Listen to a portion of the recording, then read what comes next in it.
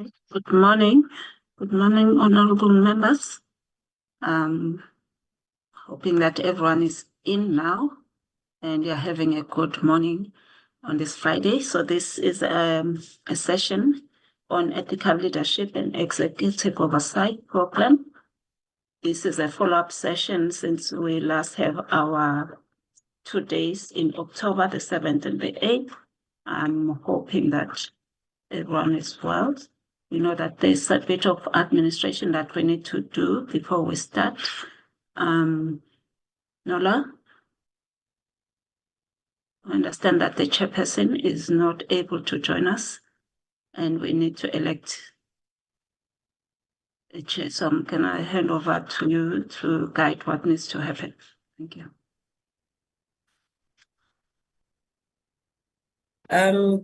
Good morning, honorable members. Good morning to our colleagues from the NSG. I'm not sure if my video is on, but I've tried to put it on, and hopefully it is on.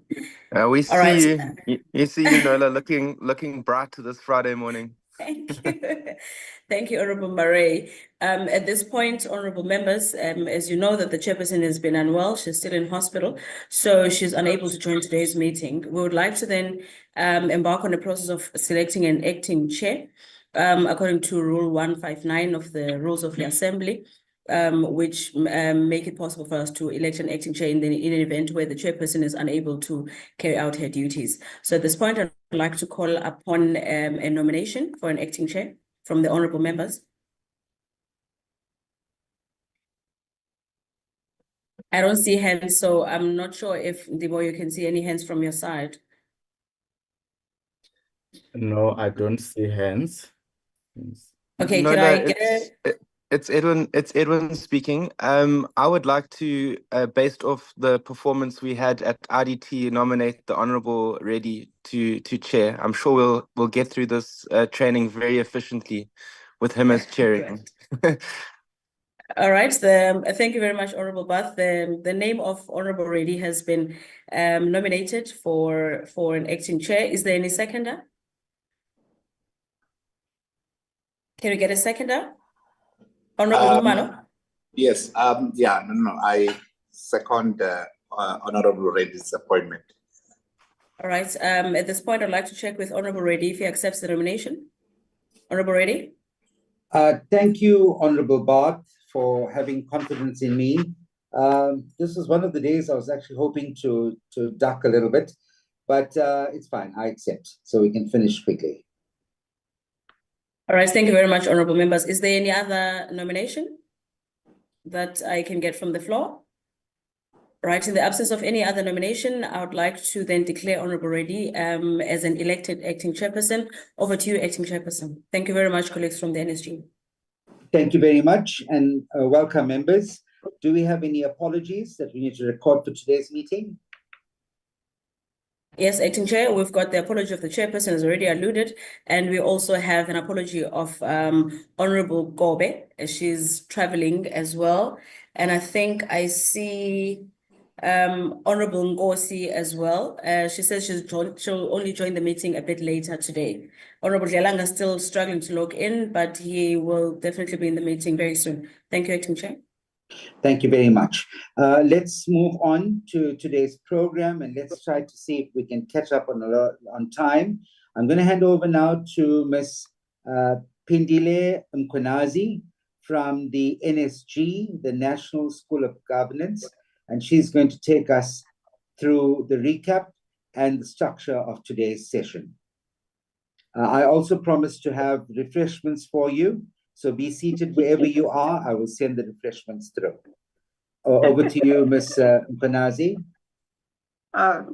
Good morning. Thank you, Honorable Reddy. And we look forward to those refreshments. Welcome, everyone. As we said, this is a follow-up session on the Ethical Leadership and Executive Oversight Program that we first started in October. Just as an overview, I'll ask my colleague that's displaying to just recap what we covered on day 1 and day 2. If you can go up to the first page.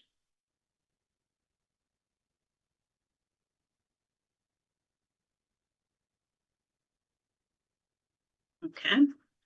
Thank you. On day one of the program, we had a presentation by our principal, Professor Busani Ngweni, who talked about the socio-economic and political perspective, looking at the national, the continental, and the global scene. We also then, on the topics that is part of the curriculum, the legislative systems and architecture, we had those presentations where Dr. Lubisi was there and we played a video of Dr. Tika. We also covered managing ethical dilemmas, where we had Professor Tudi Madonsela presenting on that. And then in the afternoon, we had the case study work where we worked as groups looking at the issues of state capture and answering on those issues. And we had a presentation from Ms. Ntintwalo Masia, who was looking at the role of political leadership in effective oversight and financial accountability. Then we also had a session with Ms. Pumla Williams, who was looking at government communication and protocols, what we need to do and how to handle media engagements as well. On day two, which was a half a day that the NSG covered, we covered the topic of oversight and accountability and responsiveness, which was done by Mr. Bantu Mukato and Dr. Hubert Jonti, which is the core people that work with your portfolio, as well as we had another presentation by Dr. Msisi Mieza from CBE. And that's how we closed the day, during the day there. And now for today, what we're going to cover for today is under the topic legislative and governance environment, where we'll have Professor Sumadoda Fikeni from the Public Service Commission giving us a presentation, and then we'll have a question and answer session after that. Then we'll have a short 15-minute break. Then we'll have our second presenter under the topic frameworks and practical guides by Dr. Andrew Slide, who is an associate of the NSG. Then we'll get to the conclusion. We have the day set up to finish at 1 o'clock. So that is how we've scheduled the day for today. And I just want to check with the few minutes that I have left. I see the principal's not yet in. I want to make sure that everyone is happy with the agenda and that we can proceed. So for Let's just pause there for a moment. Members, are we all on board on one page regarding the agenda for today? Any suggestions, any counter proposals? Are we all happy? Can I get a mover for today's session? Is there someone here to move and someone to second? Happy to move, Honorable Reddy. Thank you, Honorable Bart. Thank you. Thank you very much. Is there someone here to second? Members, let's be quick on the draw. Anyone here to second?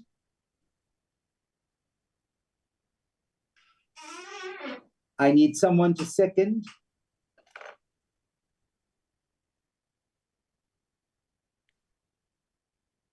Yes, Delanga second. I second.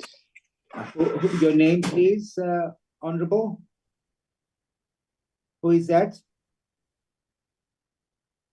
Honorable Delanga. All right. Honorable Ngumalo. Thank you very much. Honorable Ngumalo is reported as seconding the program. We can move now. Thank you very much, Ms. Mpenazi. Okay. Thank you so much, Honorable Reddy. As this is part of the training session, we just want to check from the members, from what we did on the 7th and the 8th, with just using a 5-minute session. If there's any reflection, remember we did this presentation before you had to go out and do oversight. How did the training assist you with your oversight when you went out now? I'll take maybe 2 or 3 hands.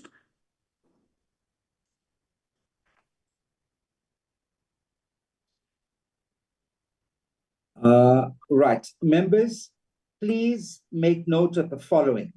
Have your speakers muted, and if you can, maybe keep your videos on.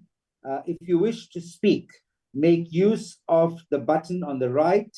If you click on more, you'll see a tag there that says more. You click on more, it's 3 dots.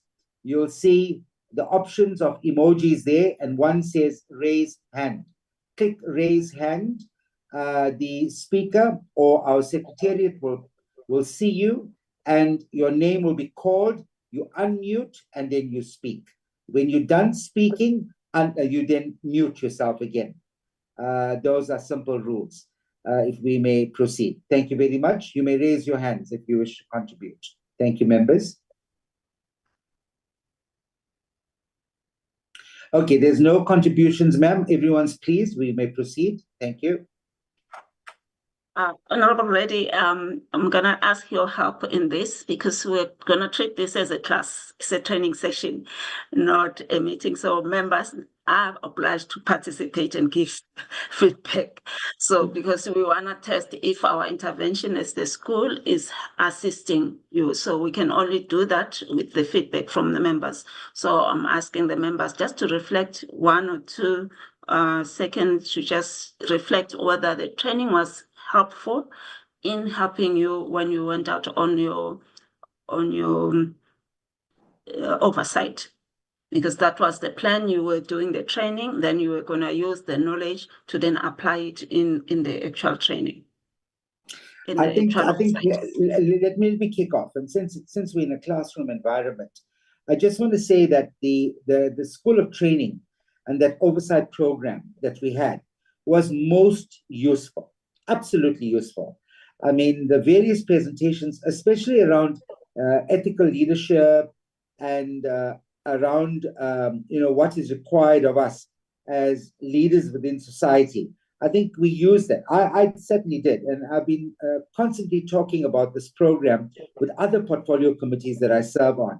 So I'm hoping that the School of Governance will also share these programs with other portfolio committees, so they too can also follow the similar type of program during their oversight visits. The entire program that was embarked upon by Public Works was absolutely useful, and it was extremely beneficial, especially to me as someone that sits on the committee. I felt that what we learned in this program helped me tremendously during the oversight visits that we undertook. Thank you, Honorable Reddy. I'm going to take Honorable Park. Thank you very much. I want to also echo the sentiments of Honorable Reddy. I think having had the capacity building session right before going to do actual oversight, not just oversight as in going onto site and going and looking at what was being done, whether it be Telkom Towers or Slovacorp, or Salvacorp rather, also being able to be equipped to interrogate the reports that were put before us by, for example, the department and the Auditor General. I think it helped us sort of evaluate what was being shared with a fair and equitable mind, and also helped us to look out for, of course, any potential bias or, cover-ups that maybe the department was trying to do to make the report look better than it actually was, what it was actually reflecting. So I think the proof, Pindile, came from the way in which the content that was shared. And I think if you were with us, you would have been quite proud of the way that we did oversight of the Telkom Towers. The questions that were being asked from multiple members on the portfolio committee, even members that were with us from the staff on the committee. So yeah, definitely very, very useful. Something in my mind looking back now that I realized was, at the time I didn't think it was necessary, but you'll remember that there was a presentation given by I think it was CBE, as well as the AG within the capacity building session. I thought that was a bit of overkill because we've met with AG a number of times already, and the CBE we were planning to do oversight with I think on the Friday, I think it was the Thursday or the Friday. And I thought maybe that was a bit unnecessary because it was part of the oversight, but actually having been upskilled and told and educated a little bit more around their presentations and what they were presenting, it actually helped us to perform better on the Friday and the Saturday. I mean, the Thursday and the Friday oversight. So, yeah, I think overall very good. I think just one comment on my side was the first day of the capacity building. There was, I think, a bit of a move around of the agenda. So I didn't know always where I was or what was being presented exactly. I think there was just a change to the agenda that was maybe not facilitated or communicated very clearly for me in any case. But thank you very much otherwise. Thank you so much, Honorable Beth, for that input, and Honorable Reddy, thank you. So we'll take that feedback, and we are reaching out to other committees to be able to also assist them and equip them. So without wasting time, we're going to move forward then with our program. As we said, from now, we're going to have a presentation by Professor Somadoda Fikeni from the PSC, who's going to be looking at the legislative and governance environment, looking at public administration governance, instruments of supporting constitutional democracy, and reflection on lessons learned and focus on improvements. He will have about 45 minutes to do his presentation, and then we'll have about 30 minutes of interaction from there. Professor, you can take over. Can we stop sharing? Thank you.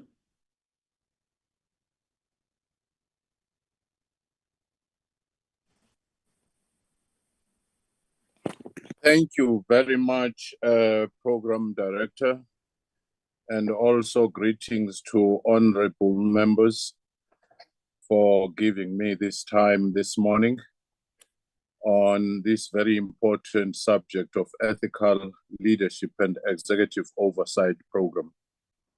I do think that as a starting point, having greeted honorable members of the Portfolio Committee, the first thing to recognize is the lay of the land when we talk of the architecture of our democracy.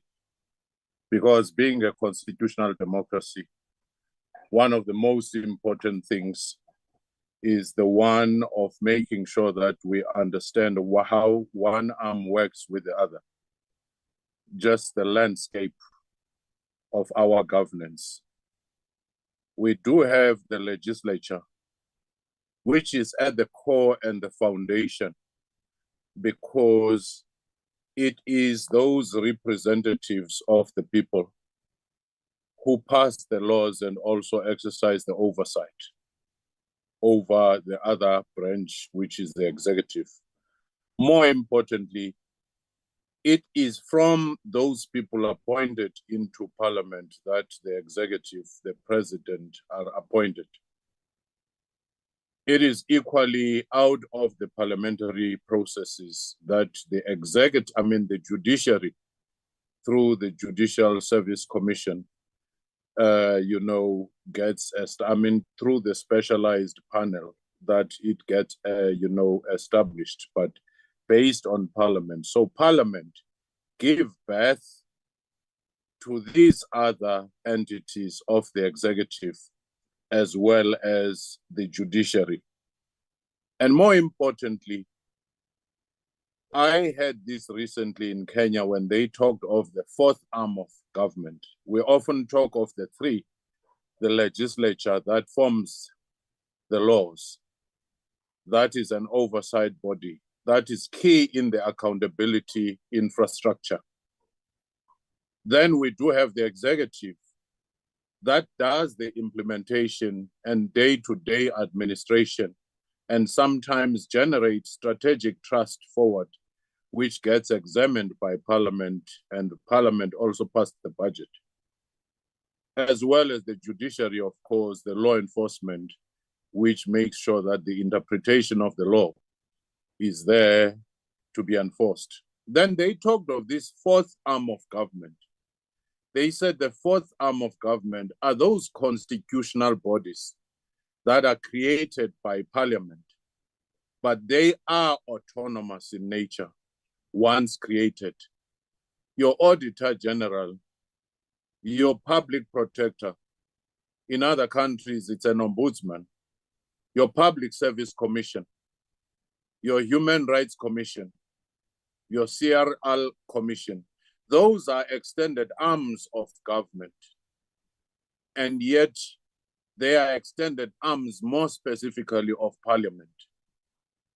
It is for that reason that we should understand in governance infrastructure that relationship between these entities and the portfolio committees or parliament or the legislature.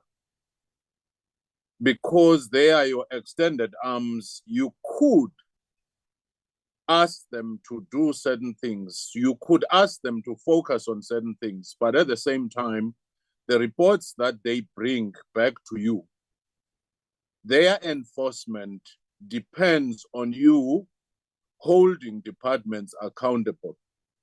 Then we can cut this notion of reports that often go unnoticed, reports that are for noting, because millions being spent on these institutions means that these institutions are your extended arms. When the AG keeps saying this department is not following certain things that we raised as a finding the previous year, it ought to be one of the things where you say, we cannot approve the next budget without first getting some of the things that were there and some of the things that were raised. In that way, even the executive coming, they would always find themselves in a space where they have to make sure that they answer to those questions. But the moment you have fragmentation, the moment the portfolio committee says we will only follow up on our own questions, on our own oversight, the other bodies will do their own thing. That's when duplication, that's when fragmentation comes in and the effectiveness of state is undercut. So I wanted us to first understand this ecosystem. For example, being a portfolio of public works, the issue of functional accommodation, a state that has almost 70 billion worth of properties, which means it is the largest real estate entity, but it's spending a few billions renting out whilst its own buildings are there.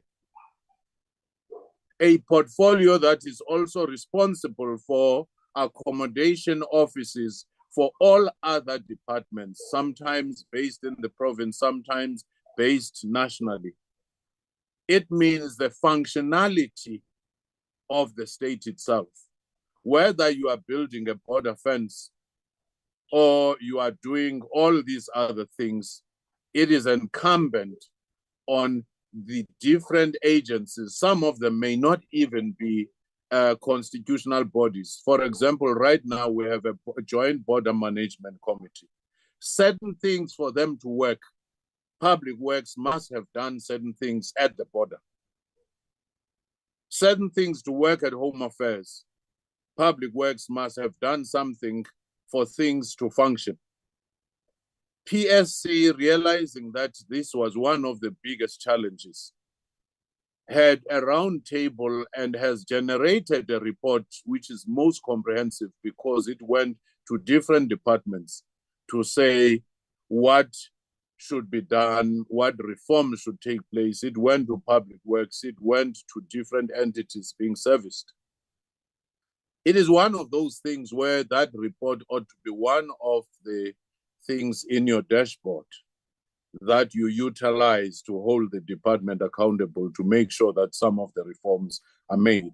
But the moment in any governance system, no matter how strong the portfolio committee is, no matter how strong the PSC is, no matter how good the AG is, if they are not working in tandem, if they are not feeding to each other, then the state weakness is always eminent and evident.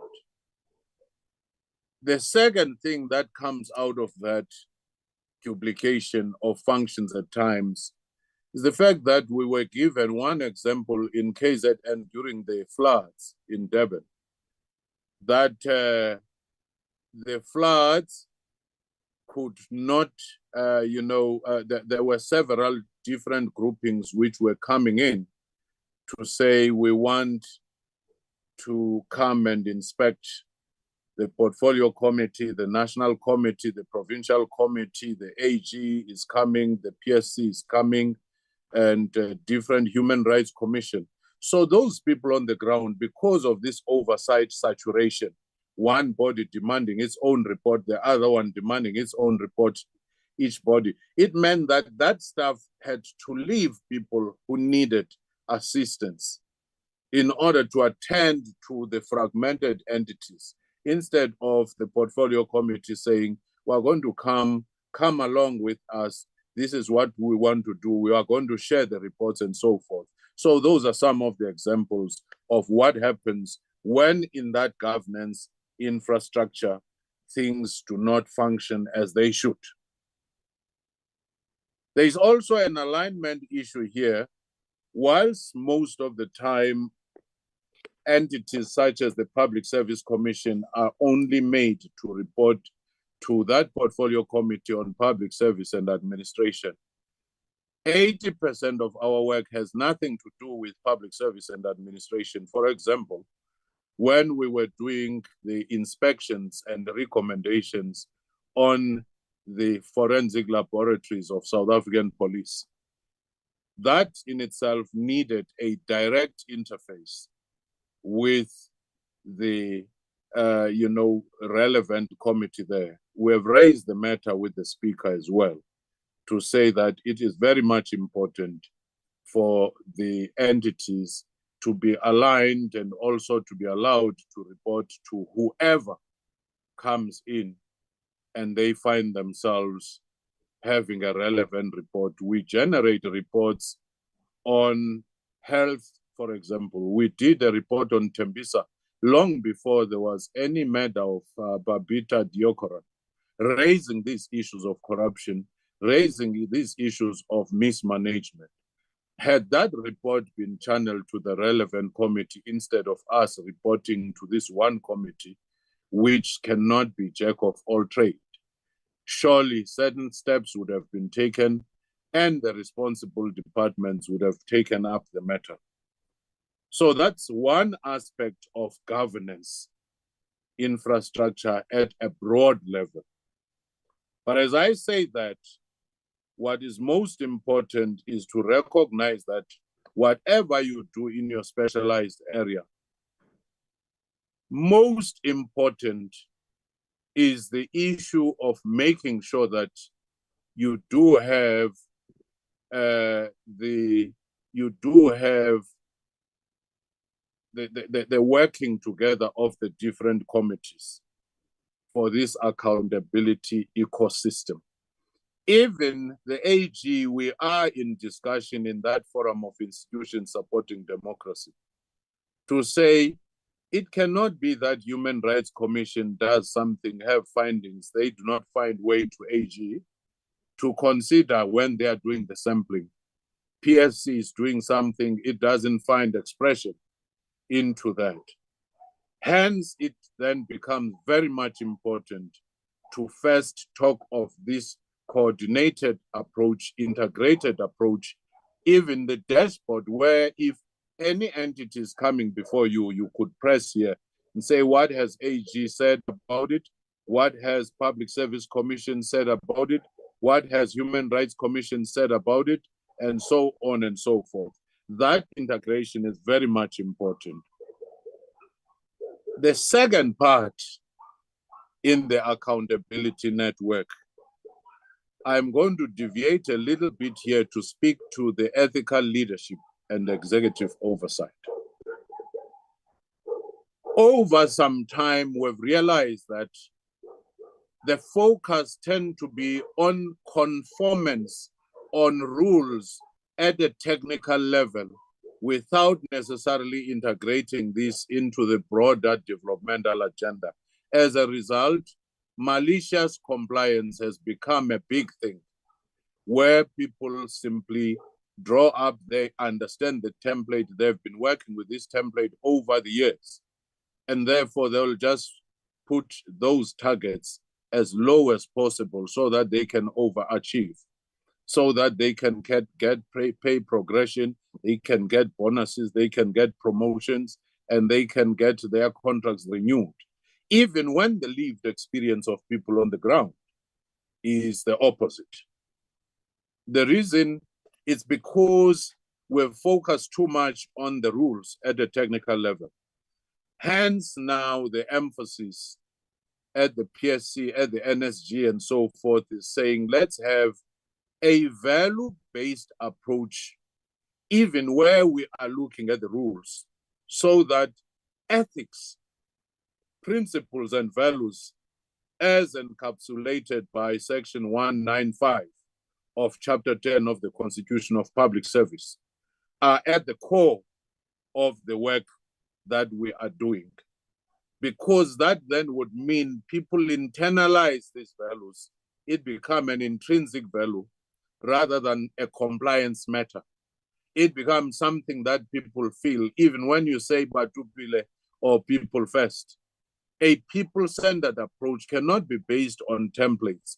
It would be based on consciousness. It would be based on the moral code of the institution, starting with Parliament, going to the executive, going to the constitutional bodies, up to the public servants, wherein what drives us is what is the right thing.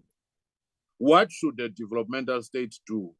What does people-centeredness and service orientation mean? What does humanizing public service means? A service with Ubuntu. The fundamental question I often ask is, why are annual reports showing such a glowing picture, telling such a good story, but people who are targeted by those departments which are reporting feel so miserable? Why is the issue of clean audit becoming now the main focus, when at times, at most, it simply says what you said you were going to do, the monies you said you were going to keep, you were able to report on those? But let's remember this.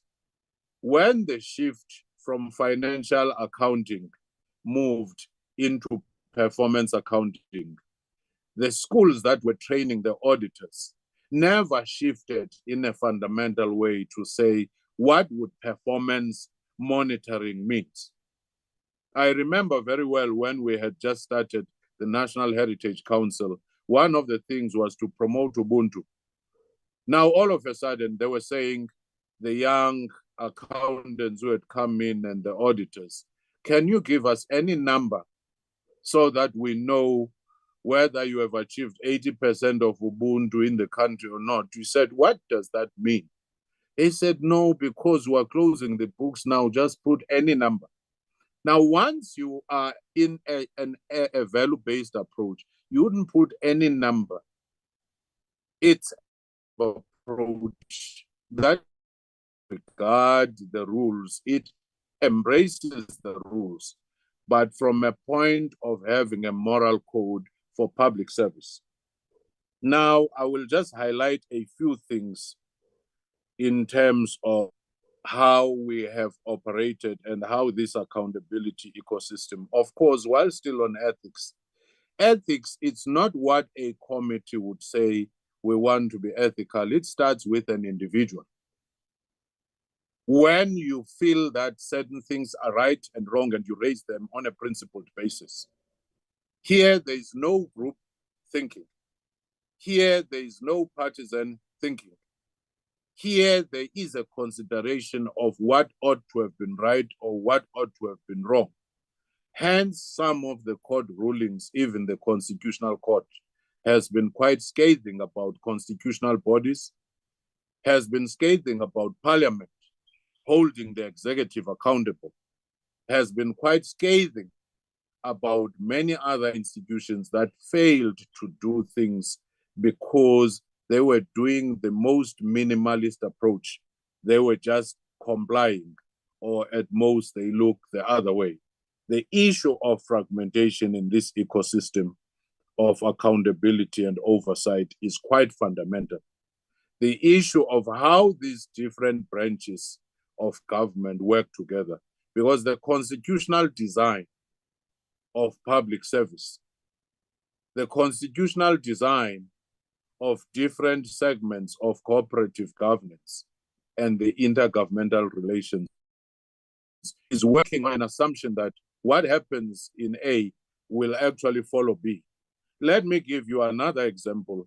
When we were receiving complaints about people saying we have long queues of people at Home Affairs in the post offices, and people come having borrowed money only not to be served.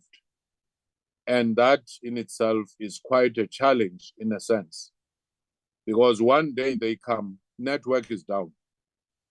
Now, you may be focusing on that particular department if you are a Home Affairs department, portfolio committee, only to find that the network provider is the ICT SITA, which means at some point there ought to be convergence of those to say, as we are addressing this issue, let's have all these role players back in.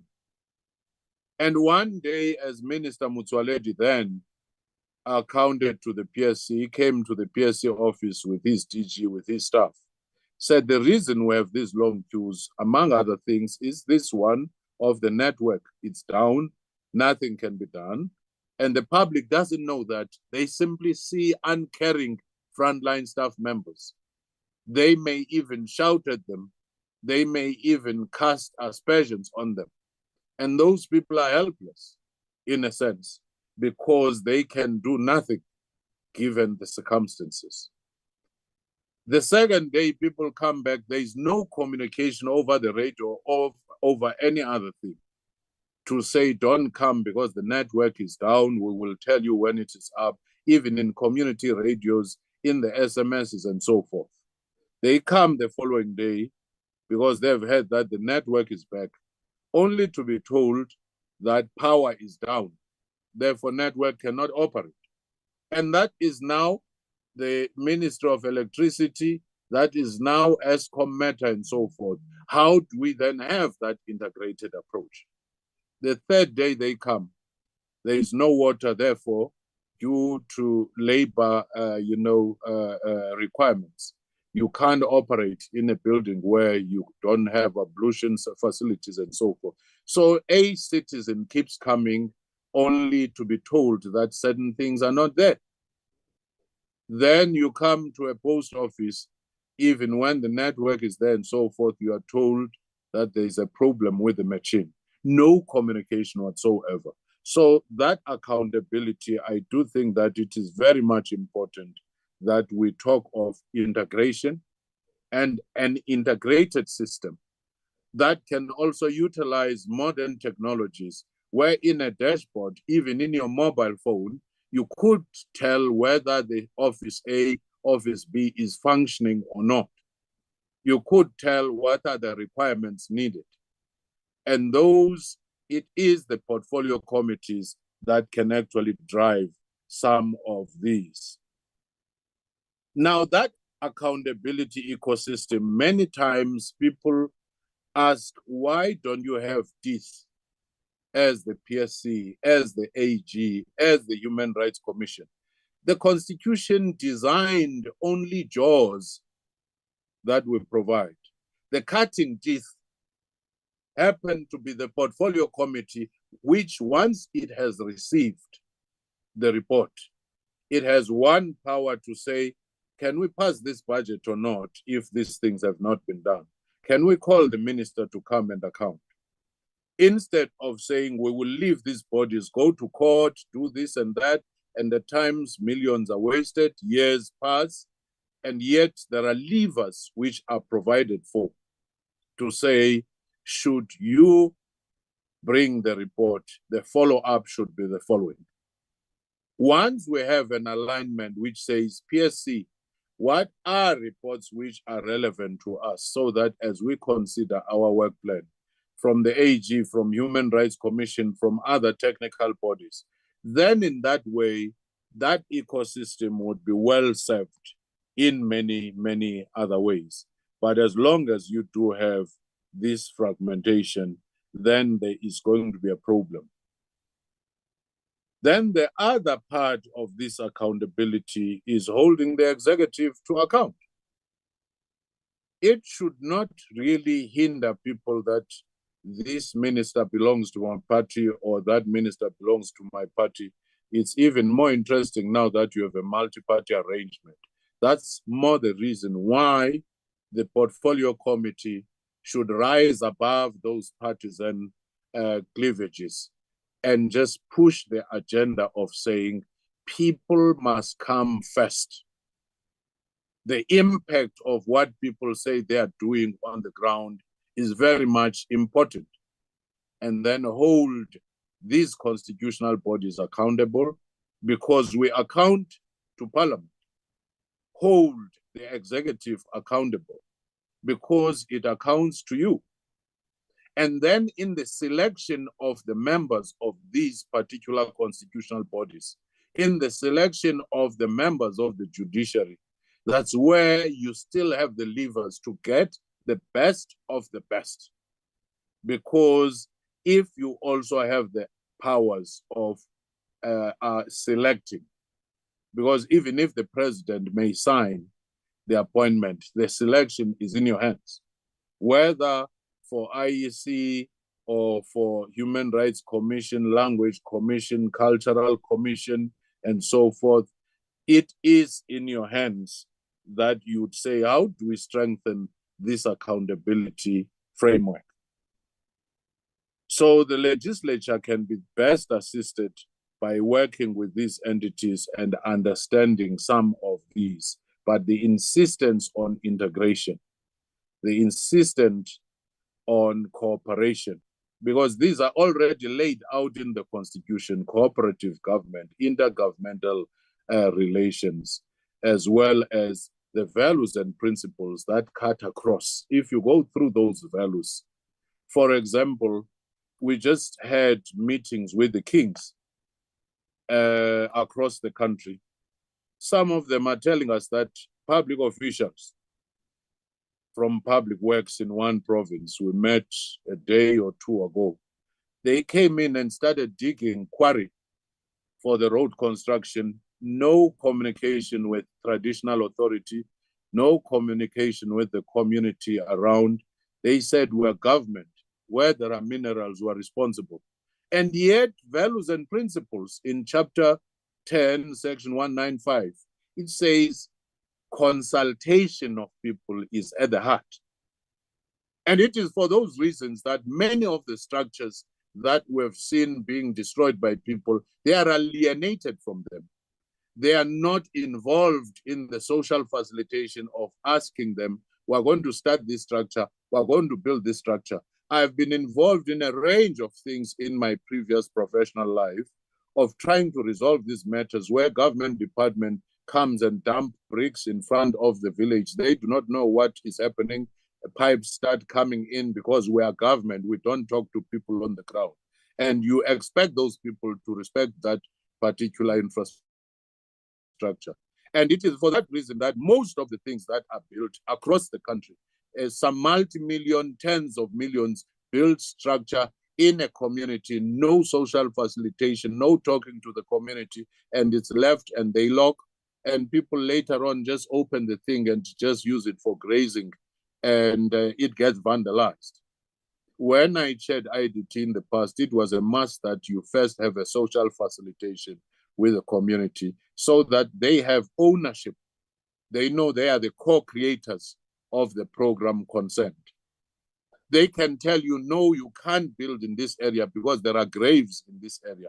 You can't build in this area because there is a holy shrine in this area. But because of this attitude of saying we are government, we're not going to ask anybody, we're not accountable to you, failing to understand that government is the government of the people for the people. and failing to account that government runs because people's taxes, people's paychecks get cut in order to support the budget of the government. So until we have a shift in that, until we use that chapter 10, values and principles as a reference point, because it says people should be fairly representative, people should be consulted, and government, services should be responsive to the people's needs. And you go on. And the first one, it says people should be ethical. So if we were to use that as a reference point, as our, commandments as to anything we're looking at, are we aligned to those values and principles? Then we will come closer to humanizing public service. We will come closer to reinforcing this accountability network. And in this case, I want to end by saying it is very much important that we are alive to the fact that administrations will come and go. Parliaments, committees will come and go. But the state, the constitution, which encapsulates the grand vision of where the nation is going, should always be there. And as Amilcar Cabral says, it's not things in people's minds that people are looking for. It's not the debates that we make. It is what we make of those facts available to make their life better, their material conditions better. And that in itself, to me, is quite fundamental. It's not the clean audit. As you know, one municipality, whilst the sewer was still running and so forth, they finally achieved the clean audit. And people started marching against clean audit. So it may delegitimize the very tools that we have if we don't ask a fundamental question. Why are our reports and self-assessment so much at variance with what people are expecting on the ground? And it means changing the very soul of accountability. When Madiba realized in 1997 that the RDP of bringing houses, the RDP of bringing water, the RDP of expanding electrification, of bringing roads and infrastructure was not sufficient, he talked of the RDP of the soul. The RDP of the soul, the closest in the Constitution, is the embrace of those constitutional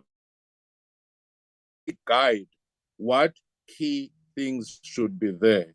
And the very first one is that public servants, so are the public office bearers, should be ethical. And that in itself is the very first thing that comes to mind, being ethical. So that is my presentation. The most important thing in this presentation, I think, and for this particular committee, you have a lifespan.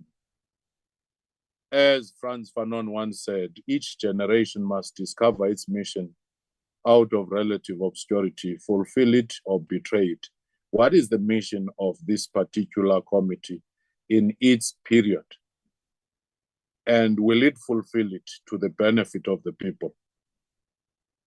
And it is within this accountability ecosystem that we can find answers to that and commit ourselves, so that when we leave the positions we occupy, we say we left a legacy of development, a legacy of relieving people from their pain.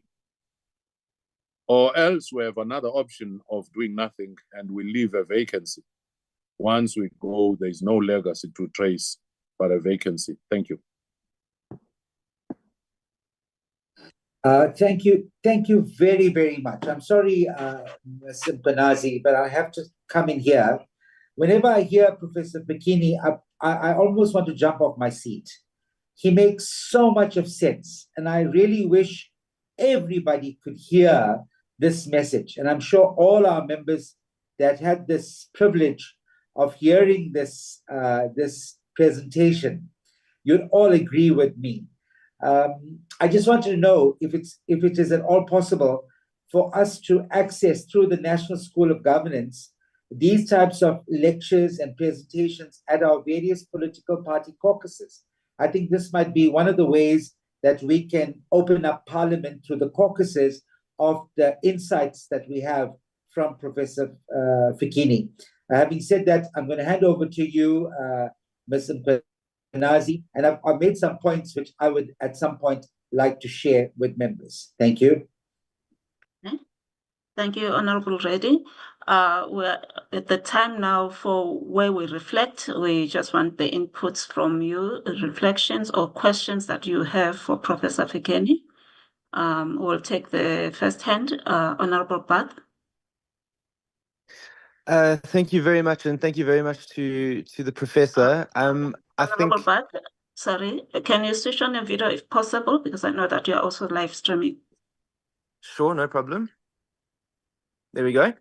I want to say thank you very much to Professor for his presentation and for his lecture. And I think it's just something that we as a committee, what really stood out to me, for me, is the comment that he made at the end regarding what is it that this portfolio committee has as its mission, has as its goal in the 7th term or the 7th administration. And I think it's something that as we head towards our strategic planning, which will, I believe, be early next year, this is a question we as a committee need to ask ourselves. What legacy do we want to leave? What do we want to prioritize to assist the department with correcting or fixing? And what impact will that have on the most important people that we represent, and that is the citizens of South Africa? And as we know, Public Works is responsible for the infrastructure and the facilities in which public services are delivered to the people. So yeah, I just think it was very profound, and I echo Honorable Reddy's sentiments. I think, these kind of lectures are very important, and we need to hear them time and time again. They never get old. And so thank you for that, Professor. I appreciate your words and your wisdom. Thank you. I'm gonna go to Honorable Reddy. Thank you very much. I just prepared a summary. Now, I want you to know I've just come out of an oversight visit with COGTA this week. And we went up to municipalities where we saw glowing reports in the financials and everything else. The one municipality we went to, right outside, there was a big protest. But inside, the officials were telling us how well the city is being run. Yesterday, we go to Johannesburg Metro, a beautiful edifice of council chambers worth a couple hundred millions. But as you're entering, there's filth all around this place. The conditions are pathetic. Buildings are dilapidated. And the report we're hearing on the inside is Pick It Up, which is one of the entities of Johannesburg Metro that's responsible for cleaning the city, gets 80% in terms of its KPIs. So the point that Professor Fikini raised right at the beginning around officials creating KPIs, that's right at the base, so that they can meet their targets and they can get their bonuses and get their all these benefits, personal benefits, is exactly what's happening in all government entities today. That is a fact. It's an absolute fact. I've witnessed it firsthand with municipalities this week. But in summary, what Professor is saying is provided a critical examination on governance structures, oversight mechanisms, and the accountability framework in South Africa. I think his presentation emphasized the systemic issues that's undermining effective governance, and he has called for a shift towards value-based, outcome-driven leadership. The key points that Professor Fikini raised is the issue of oversight mechanisms.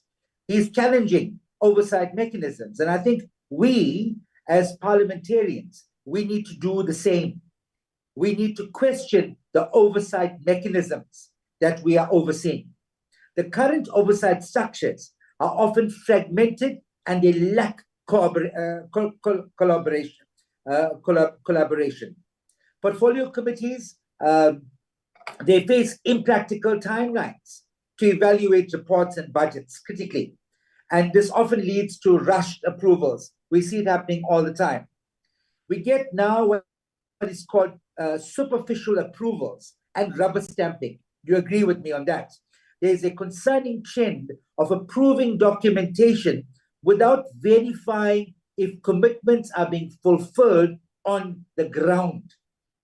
You know, we can say a whole lot of fancy things in our committees, but who's going to be the best judge of how effective we are as government on the ground? It's the people on the ground. Like Professor Fikini raised this issue of a municipality that had a clean audit. The people of that municipality, and I know which one this is, they started protesting against the concept of clean audits. So what is clean audit? Because it means nothing to them. It's easy to get a clean audit. Don't do any deliveries. Don't deliver anything to anybody. Keep all your books in order.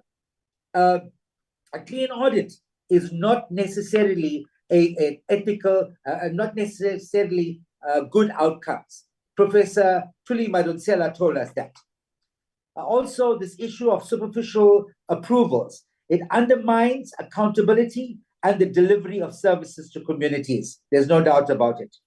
And finally, members and chairperson, on the ground reality check. I believe that as a committee, before we go and speak to entities and speak to officials from entities, let's go and speak to end users. Those people that are using our facilities. Let's hear what they have to say. It's only then that we will have a clear understanding of what is happening on the ground. Governance processes must prioritize validating whether the reported activities translate into real improvements in people's lives. A focus on tangible evidence and community-level outcomes is absolutely essential. Professor Fikini raised an important issue. He said that we as an entity in government, we own a property portfolio worth 70 billion rands. Yet we've seen that we are leasing buildings from private entities costing billions of rands a year for other government departments. Why is that? It means that our own facilities, we are not confident of our own facilities, that we have to now go and hire from somebody else. It's either that or somebody is pocketing something in the process. So finally, colleagues, leadership must go beyond procedural compliance to embrace ethical principles and developmental objectives. I thank you, Professor Fikini. You've really, really made my day. I'm so excited about this presentation. I'm hoping that we will get a summary of this that we could share with others. And I'm also hoping that we can have this opportunity to share your insights with our various political caucuses. Thank you very much. Thank you very much. If I could say one or two things that I think it might be good for your homework to take. Okay. You can go ahead. We'll take the next round after you. The first one, the research capacity of portfolio committees is uneven. Some of them is very weak. So when they do oversight, the reports or even going through reports, you might then consider how you cluster and find a mechanism or use some of the constitutional body's capacity. The second one, we have blacklisted owners of these properties that are actually rented by Public Works Department. We've been raising that issue again and again. How do you appoint a person who has been blacklisted by Treasury? But nothing is happening. When a country is borrowing 2 billion rands per day, why do we still use hotels, we use boardrooms that are rented, when you can just ask NSG, can we use your boardroom? Can we use your space? PSC, you have offices in 9 provinces. can we as the portfolio committee, since you report to us, then we cut the costs. And of course, the homeland buildings that were left, you go to Ulundi, you go to Wandebele, you go to Mtata, you go to even factories, are under public works, but they have been allowed to collapse. And as such, public works has become the biggest contributor of urban decay because of those things. So those are some of the things that we should actually be looking at for that greater impact. I really appreciate the feedback. We are here prepared to be your extension and assist as much as possible. Thank you. And thank you, Pindu. Thank you, Prof. We're going to take the next round of hands. I'm seeing the hand of Honorable Nxumalo.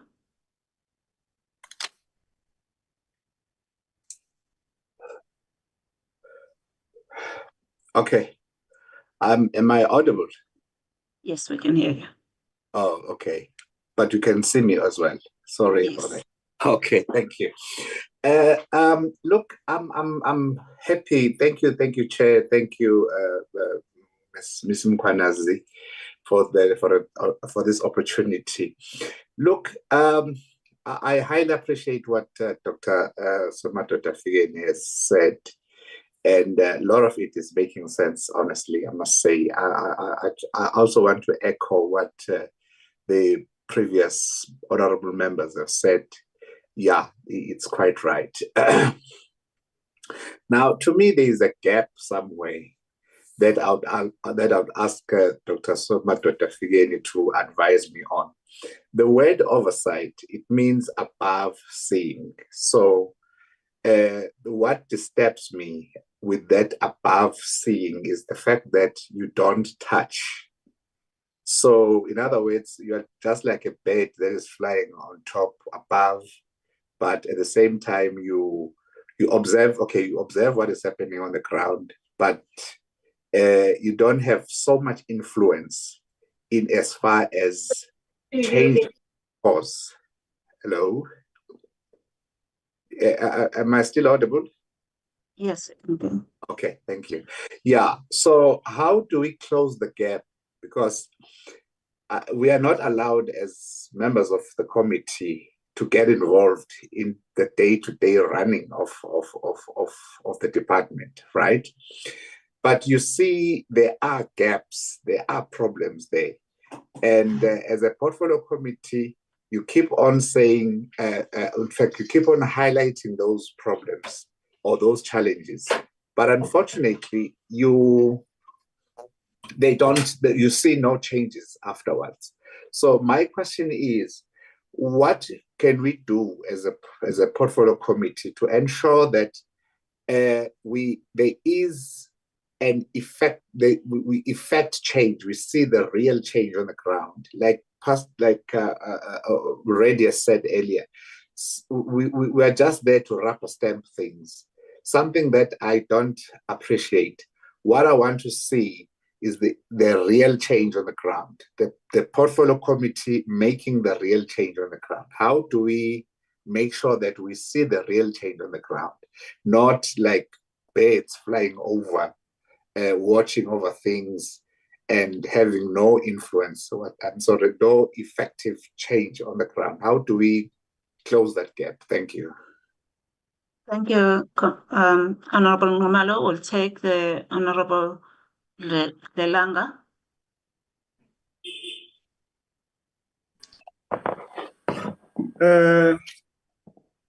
Thank you so much. Good morning to you and the Prof. I think let me join my colleagues first and foremost on appreciating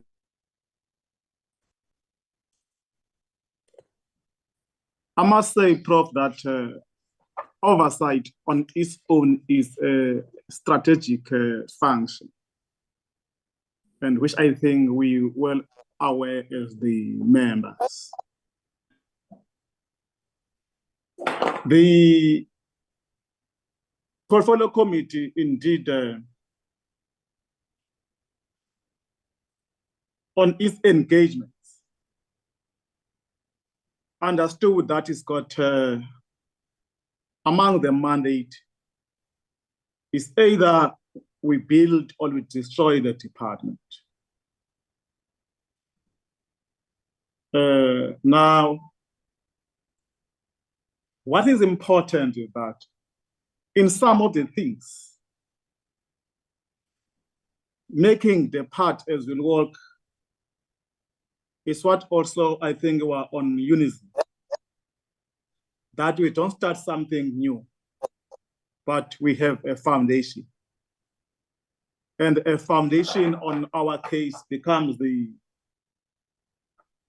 work that has been done by the government as well as by the committee on the previous administrations.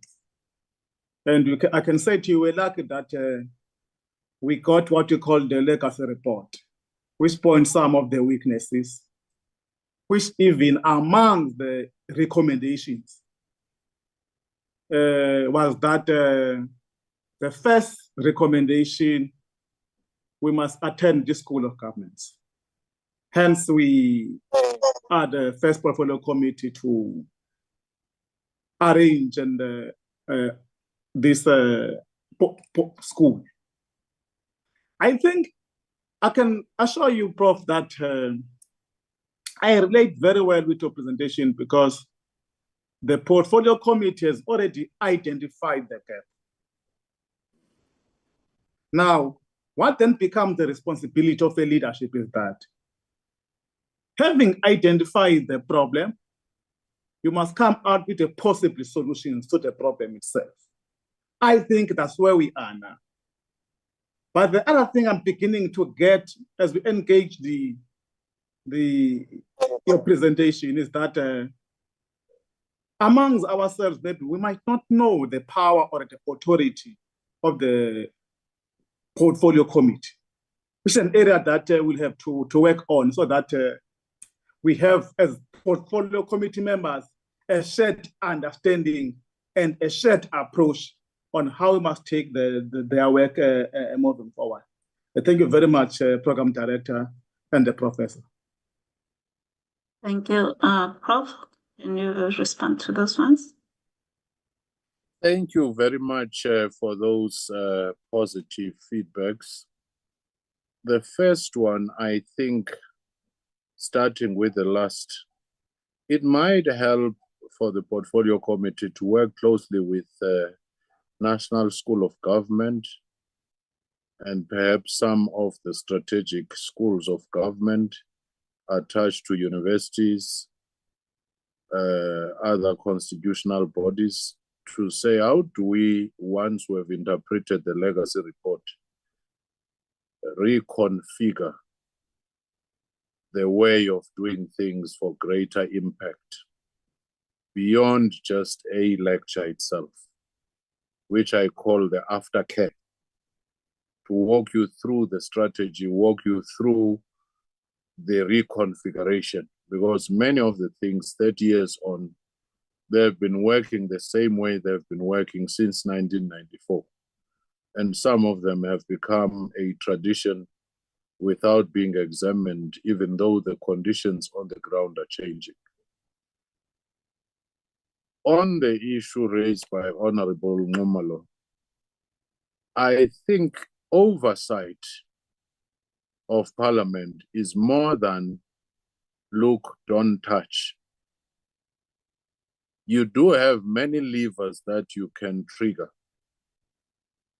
For example, you approve budgets. Annual reports are presented to you. Performance agreements are presented to the committee. So if you were to say last year, this is the problem that was presented, why are we not seeing it in the annual performance plan? Can we see operational plans of each unit? It is within your power to say, President would like to see the performance agreement of the minister to see if it speaks to the issues that we came across. it is within your power to say, we want the performance agreement of the DG, of the DDGs. Because the problem is that you raise these issues, but department go and have its own APP, have its own performance agreement and so forth. And these, you could even ask the AG, are these things being attended to? So you have various levers which are more than what constitutional bodies can do. AG can raise these matters and refer them. But you can raise these matters, but insist on certain things and say we demand to see that. If they say the problem was the functional accommodation for departments or a shift from these rentals into government departments, you could say in the 7th administration, we want concrete evidence each year. That building, that one, how are they being utilized? If there are people who are still being given contracts whilst they are blacklisted, how many are they? What is the plan? When are they going to get them off their back? So those are some of the very specific things. For example, if we were to give you the forensic, laboratories of SAPS when we did that report, in KZN for 5 years, the busiest ballistic forensic laboratory in the country is operated from a shopping plaza. Not far, there is a tavern somewhere, and yet the law doesn't allow for it. The land was identified in Pinetown, everything was done, but they said Public Works is not moving. Now, you are not sure whether officials have something to do with that particular building, therefore they won't let go. As a result, forensic experts said, since this is a mall, you have rifles, you have AK-47s, you have R5s, you have many other things. They are there in that building, which has no gate. It's a shopping plaza. So it's quite shocking when you have those things and you are just told that, no, Public Works said we're looking into the matter 5 years later. The land was made available. It's those specific things, and the implications for the country are quite massive. And also buildings, as I was referring to, massive buildings that could be used for other things. And you could come back as a portfolio committee and say, for our intervention, Treasury will have saved you so many billions because of the way of shifting how things are done. Thank you.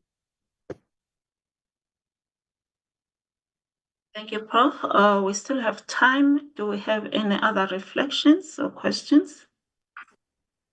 Sorry, I just one thing, Professor Bikini. You raised one issue of malicious compliance, and I was taking down notes, but you were a little too fast for me. If you could please repeat that a little bit slower this time on first gear. Thank you. Thank you. Pindi, can I respond to that? Oh, good. Yes, go ahead. First, malicious compliance, it's when you put your targets very low so that you overachieve. You are not complying because it's the right thing to do. You are complying because you have mastered the art of cheating the system. And that goes throughout all other areas. When you manipulate the system so that at face value, it looks like you have complied. And in essence, you have not complied. We've had instances of a person who resigned from one department, cashed the pension the same day. The following day, they were being employed by another department and so forth. You then see that there is collusion here. Technically, at face value, it may look like it's okay, but there is an ethical aspect to it. So malicious compliance, it's when you work towards complying to the AG, towards looking okay to Parliament, when you know that the problem on the ground where people suffer has not been attended to.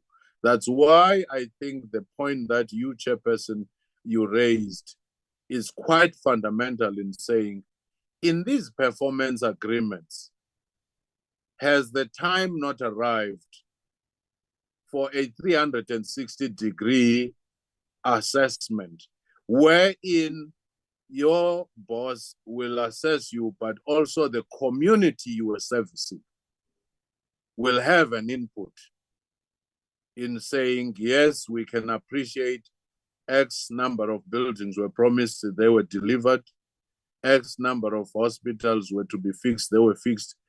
So that if they say, of all the things that were promised, things have gotten worse, you cannot then go and have high scores in your performance agreement. You cannot then go report to the AG to say we are doing so well and yet the community is feeling so bad. That, to me, anything that is about to simply follow the template because you've been around for 15 years, because you can actually cheat the system to look good. You can say we will achieve 80% when we are you've losing the gone for prof. the bare minimum. Doing institutional audit of universities, 100% in terms. Oh, you're losing me. Can you hear me now? Yes. Can Yeah, you you're hear me? back now. Yes. You're back Yes. now. If you can repeat the last bit of The institutional. We were auditing universities on the issue of transformation. One said we've achieved 300%, more than any other institution. So when we examined, we realized that if they had a staff of 1,000 and they only had 10 blacks, by adding 10 out of 1,000, that's 100%. By adding another, that's 200%. Another. But other institutions that had already transformed, by simply adding a smaller number because they were already transformed. So once you start getting the real numbers, you realize that the other one was playing the optical illusion. It has not transformed in essence. So those are some of the things your researchers and the experts should come and unpack to say, when they report this achievement, does it mean achievement? Or is it meant to just hoodwink you? Thank you. Prof, we're going to take the hand of Honorable Stephanie. Hi, good morning, everyone. You've muted yourself again, Oh, and if good you can morning, put it on everyone. video, if possible. Let me see if it will work. Oops. Oh, it's hang on. Okay, it's not working. You can go ahead. Working at the moment. Apologies for that. I am I'm not a member of the. I'm not a parliamentary member, but I'm a parliamentary researcher. So I just wish to bring a few points to what Professor Mfikeni said in terms of the unevenness of the research that is within Parliament. But I think we need to start at maybe at a higher level. For example, we learned this year that the operational budget for our unit, KISD, has been cut from 51 million to 15, and we still are required to do the same work that needs to be done. In addition to this, I think Parliament itself, the way it operates, as Professor Mfikeni has alluded to, it is very difficult to do the work that needs to be required within the framework that is currently in how Parliament operates. For example, we've just had the budget review and recommendation reports session where we were dealing with the annual reports. The time that is given for that, it is so limited that it makes it very difficult for committees to actually do a very thorough, oversight of that in particular. I think the other issue that I need to raise as well is, Professor Bekeni, you've noted in terms of the accommodation requirements of within at national and provincial of the departments, etc. But one of the things that has been raised, and I think it was also raised by the PSC report that was done, is that the funding for all this accommodation requirement resides within the departments themselves. So they are required to actually provide the Department of Public Works with a user asset management plan of between 3 and 5 year lead time, so that the department can know beforehand what they require. This sometimes is not done. But in terms of actually, one of the, for example, in the latest annual report, the department has also indicated that a lot of these buildings that either were at the beginning stage, were actually withdrawn by these departments themselves. They've put in a request to say we need, let's say, Department of Home Affairs needs a building at whichever space. They have agreed on it, the thing has been planned, the design has been done, and at the last moment, they've actually withdrawn their request. So it seems that there needs to be a relook in terms of how the intergovernmental relations function works between these different departments and Parliament itself, because we also have difficulty when we need information, for example, from provinces. You have to go through the department in which assists, but because if you go directly to the province, I mean, I've tried that, a few years in, you go to the province and they say, oh, you need that report. I'll send it. And then you wait and then you follow up and ask the report, where's the report? Then you get told, oh, I've sent it. And then you say, no, it hasn't arrived. Oh, it's too big. And there's so many maybe it's the wrong word. There's just so many interferences in terms of trying to do proper oversight and from Parliament itself. And I think that the final thing is the way the programming works in terms of Parliament. It changes, etc., but it does not allow for a lot of where you want to do oversight with more than one committee. We've managed it in the past, but it is a very difficult thing to do because of the way the programming works at this stage. And I think your other suggestion in terms of the dashboard, etc., if it could only be that it happens from one space, and then it gets cascaded down, instead of for example, I'll just make this example. In terms of the asset registers, the asset register of government should come from national, and it should cascade down in terms of the template, etc., to the provinces, to the municipalities. But what's found is everybody is, generating their own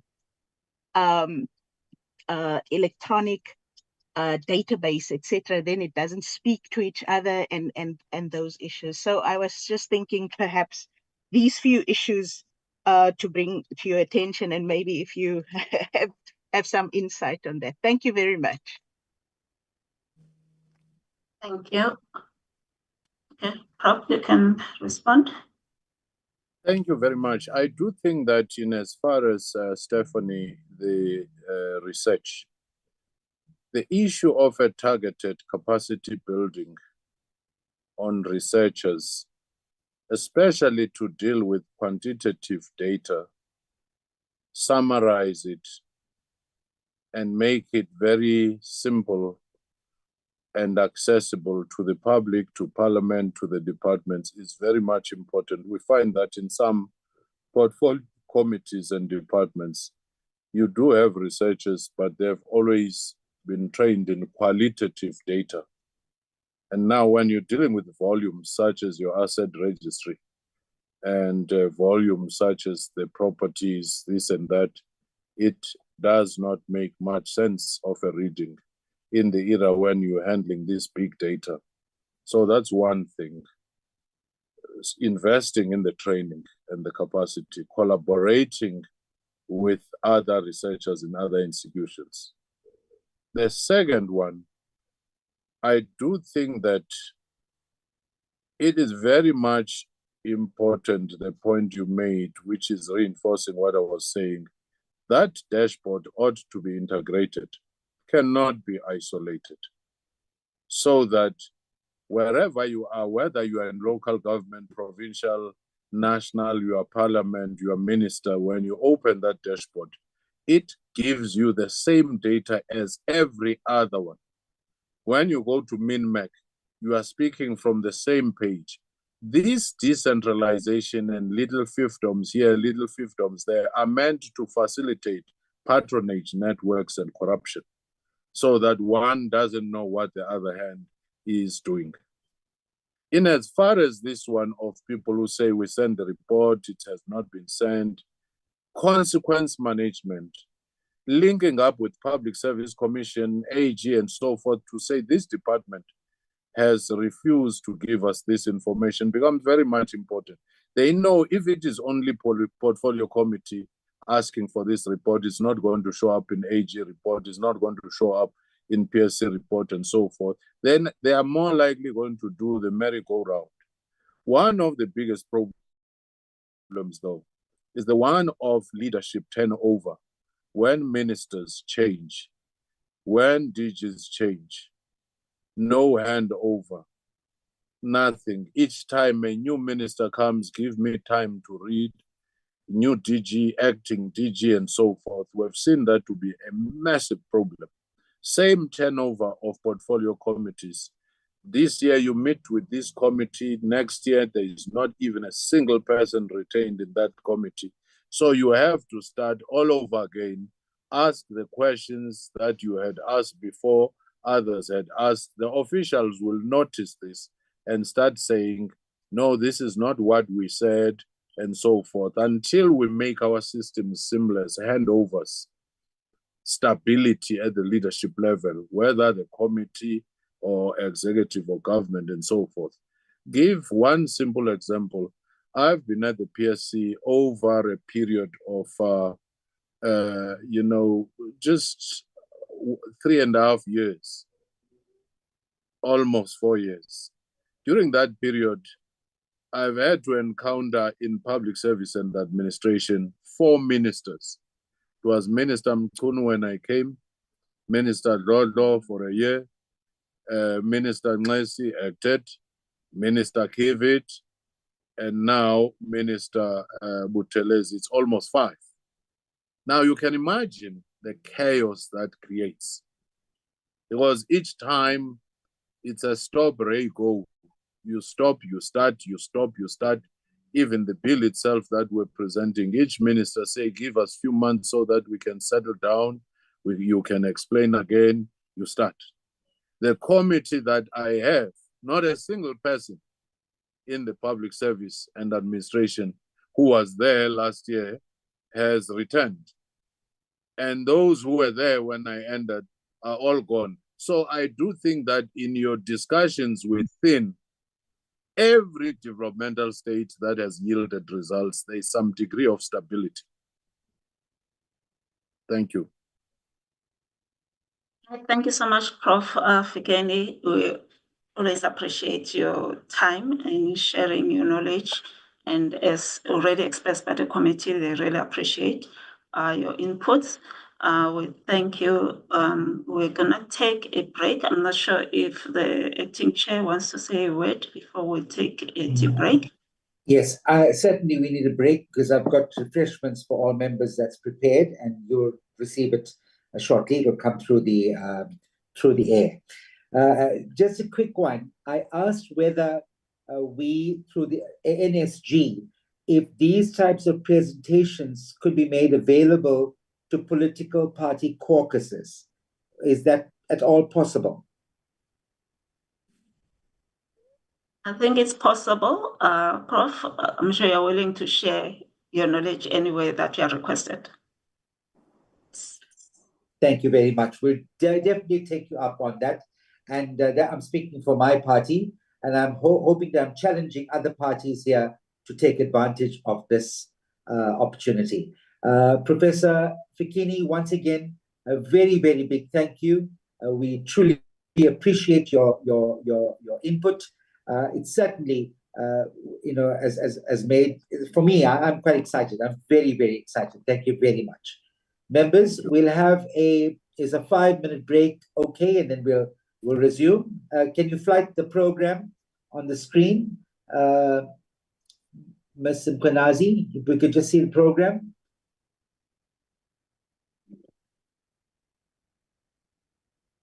Let's get to the page.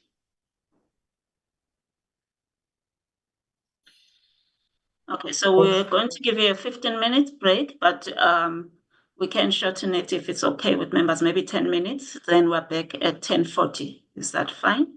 No. I said 5 minutes because the 5 minutes will be just maybe to go to the toilet. But if you want to have a cup of tea or anything like that, you can have that while you're sitting here. We're not having a physical meeting, and probably some members may even be in bed too. I don't know. So, I would suggest 5 minutes, and then we come back. We're going to do Dr. Andrew Sindel. Is that it? On the frameworks and practical guides. So he's got quite a bit of time. Let's just see how we can do that, if we can shorten that. I'm aware that members have other programs arranged today as well. So let's take a 5-minute break, colleagues, honorable colleagues, and we'll resume it's now 10:32 at say 10:40. Give you another few minutes extra. We'll resume at 10:40. Thank you very much, Ms. Mkhwanazi. Thank you, honorable members. We'll meet again at 10:40. Don't leave. Just mute and block, and we'll come back and continue. We'll resume.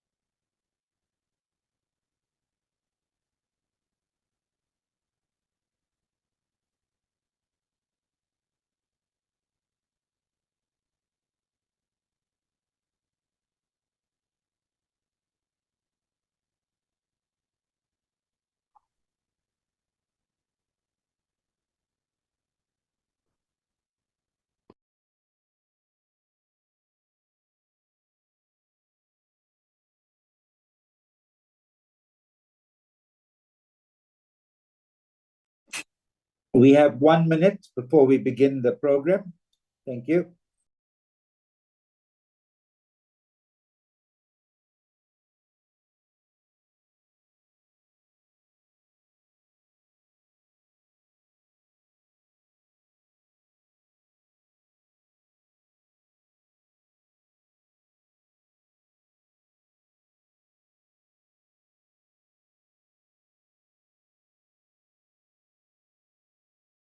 As I said, Chair, we do time and again receive complaints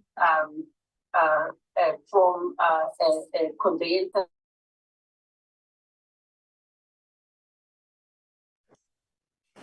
I did not get that. Could you repeat that, please?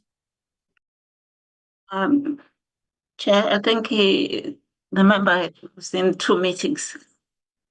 Sorry. Okay. Now it is 10:40. We're about to start again. Hope everyone is back. For our next session, we're gonna give our speaker 45 minutes again to talk on the issue frameworks and practical guides, looking at accountability and oversight, public participation and examples applicable to the portfolio. So we've got Dr. Andrews Siddle, who's an associate of the NSG. Welcome, Dr. Andrews. You can take the platform now. Thank you very much, and good morning to you. I am mindful of the need to keep things short, so I'm going to practice my editing skills rather quickly and see if we can keep this down within the reasonable time. As an initial point, I'd just like to clear up what might be a misconception about frameworks for oversight and accountability and public participation. Documents which purport to be frameworks do exist, but they are incomplete and they've certainly not been implemented in Parliament. So in the course of our discussion, we're going to need to actually go a little bit wider than these supposed documents. We're going to need to look at a few constitutional principles and also some principles contained in the House rules. And we'll also look at these frameworks as well for what they're worth. Good. Okay. So we're going to be talking about, I suppose, in 2 main sections. Oversight and accountability will be one section, and the second section will be on oversight.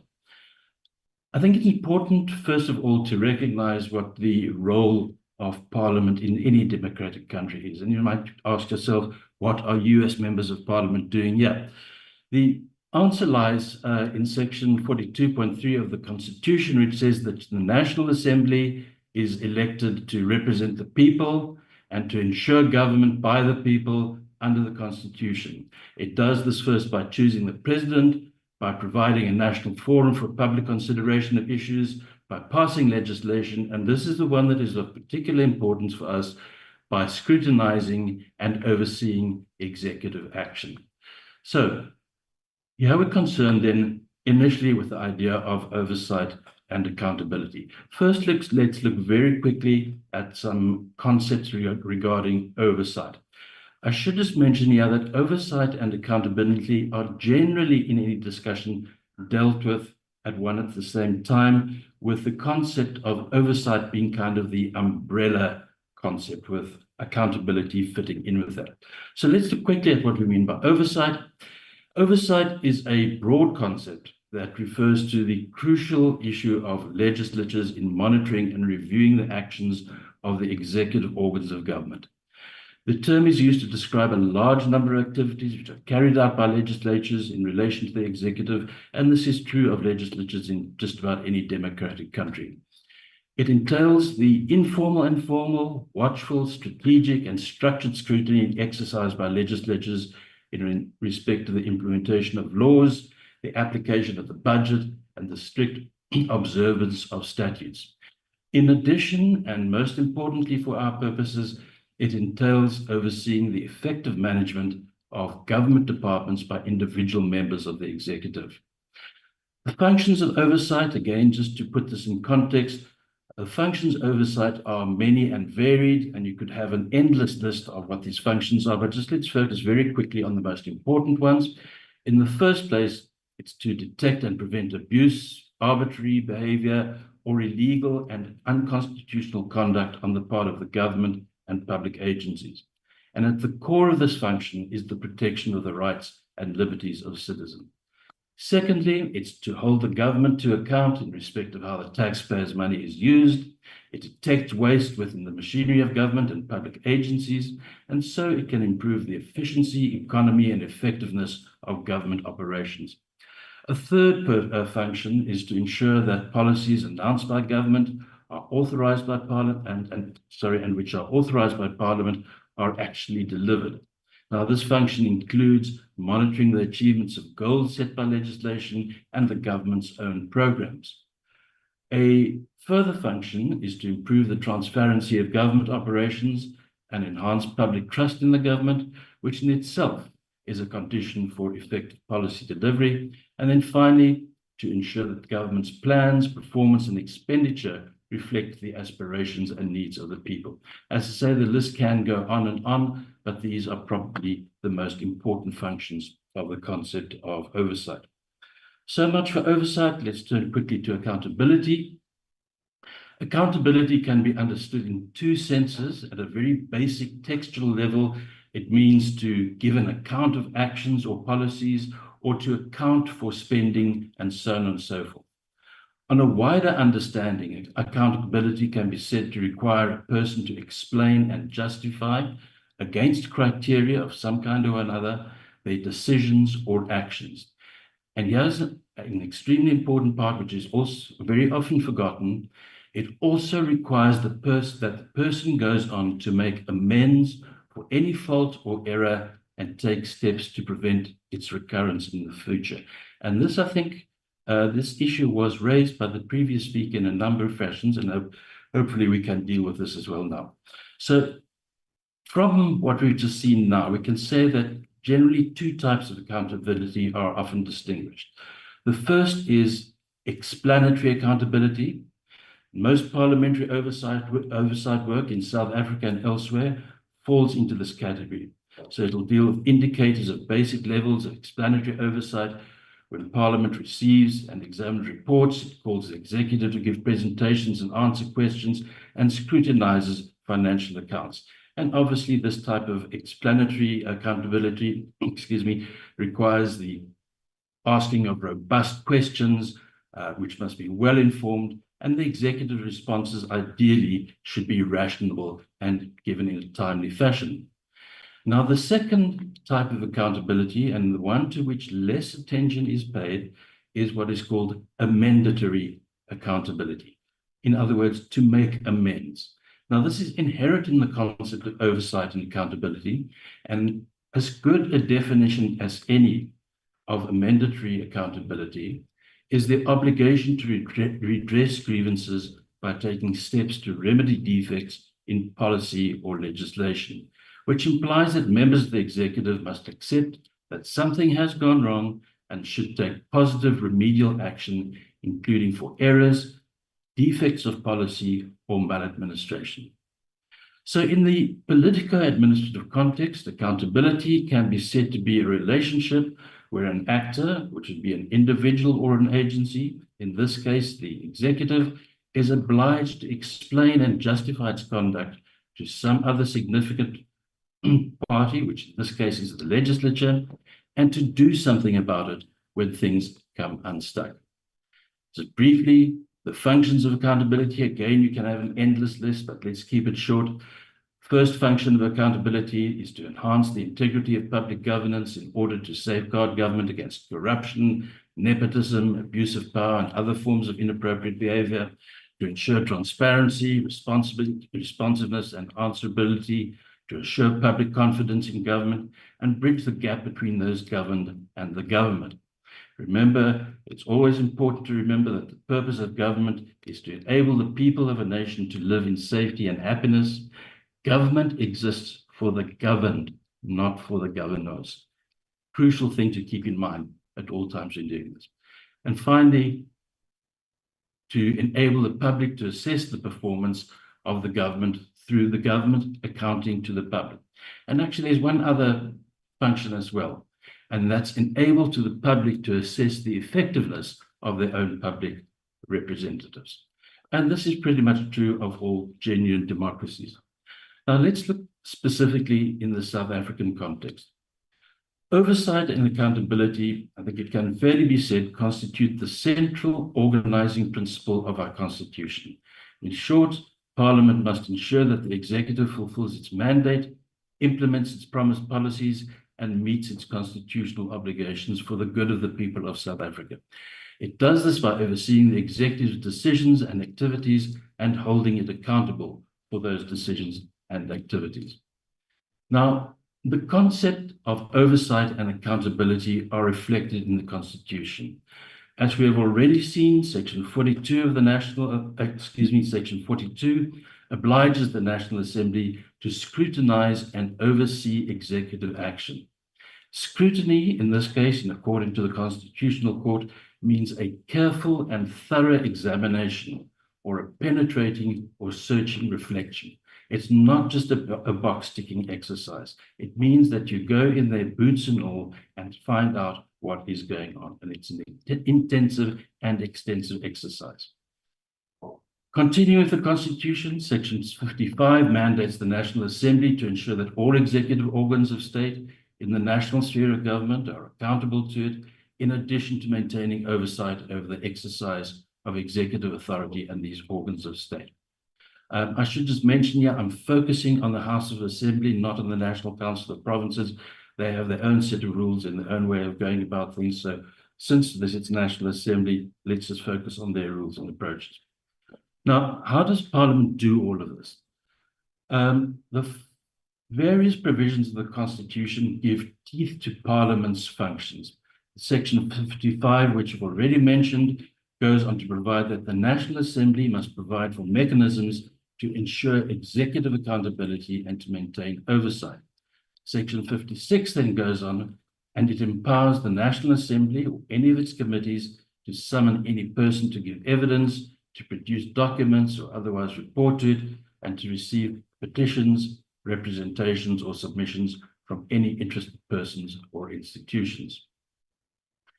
Section 57 of the Constitution allows the National Assembly to determine and control its internal arrangements, proceedings, and procedures, and to make rules and orders concerning its business. And yeah, this is an important thing, and I'm going to quote, it must do so with due regard to representative and participatory democracy, accountability, transparency, and public involvement. So these rules must allow for participation in the proceedings of the Assembly and its committees in a way which gives effect to and permits all of these elements which you've just mentioned.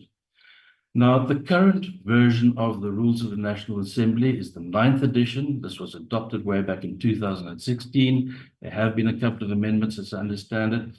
And in line with the Section 57 of the Constitution, which we just mentioned, these rules provide for several mechanisms to ensure accountability and oversight of the executive, which include motions of no confidence, discussion of urgent matters of public importance, member statements, questions to the executive and the president, and the various functions of portfolio and other committees. Finally, if we look at sections 92 and 93 of the Constitution, these provide that members of the cabinet and deputy ministers are collectively and individually accountable to Parliament for the exercising of their powers and the performance of their duties. Now, we mentioned earlier when we started off about the existence of a framework and whether there is in fact such a framework or concise framework for parliamentary oversight and accountability. And I mentioned that there isn't really a single document. Having said that, the first democratic parliament commissioned a research report to advise on how to exercise its oversight responsibilities. The report on parliamentary oversight and accountability, which is more commonly known as the Porter Report, was completed in July 1999. And although this report contains a number of recommendations to improve Parliament's oversight function, these were never formally adopted or implemented. Move ahead a couple of years to 2009. Parliament's Joint Rules Committee produced an Oversight and Accountability Model, or OVAC, OV for oversight, AC for accountability. And I think this is the model or the framework which people have in mind when they talk about an oversight and accountability framework. The committee adopted and submitted to Parliament with the recommendation that Parliament adopted as well. And this model focused, amongst other things, on institutional characteristics of oversight and accountability. It also dealt with existing oversight mechanisms used by Parliament and, importantly, proposed new mechanisms.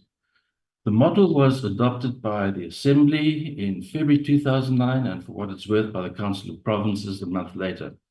But now here's the thing. Whilst OVAC may have been adopted, it does not appear to have been implemented insofar as its recommendations for new procedures are concerned. And this is something that the State Capture Commission actually also noted, that there was a failure on the part of Parliament to implement the provisions of OVAC. So how then can MPs exercise real oversight? As we said before, although the changes proposed in the OVAC model were never implemented, in any event, OVAC does identify existing mechanisms that Parliament could and still can use to promote accountability and oversight. So in this sense, OVAC is useful. OVAC identified a number of mechanisms for oversight and accountability. So we can deal first with what they call the parliamentary processes for effecting oversight and accountability. First amongst these, you have your budget votes. These I'm sure you're all aware of. These occur when the Minister of Finance announces the budget protection for the next financial year, as well as the budget votes for each minister, which are then debated.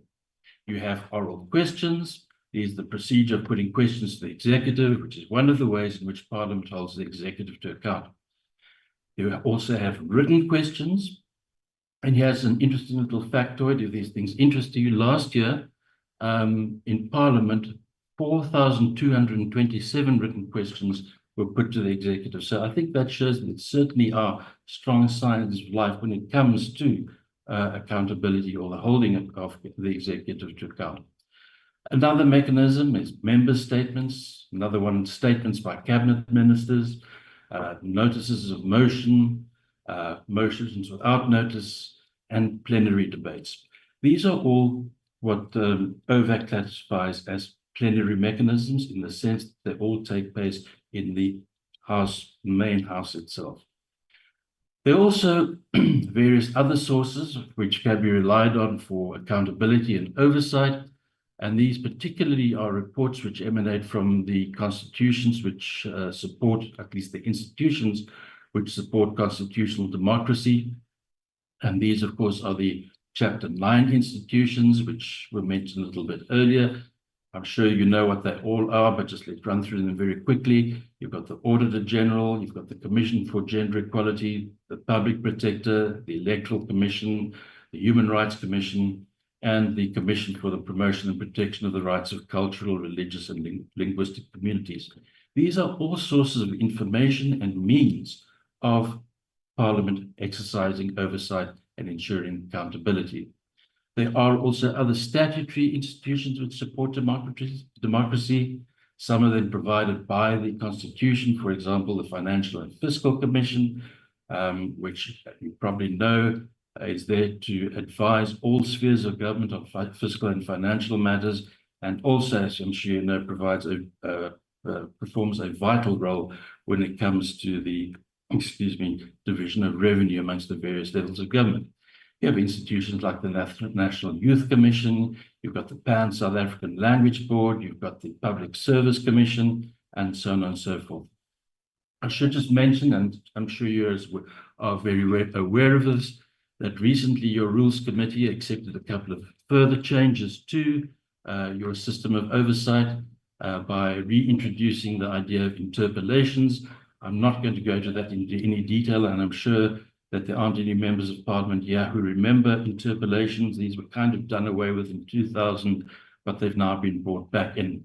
Another important change that is probably going to be in the pipeline is the recommendation that a presidential oversight committee be introduced.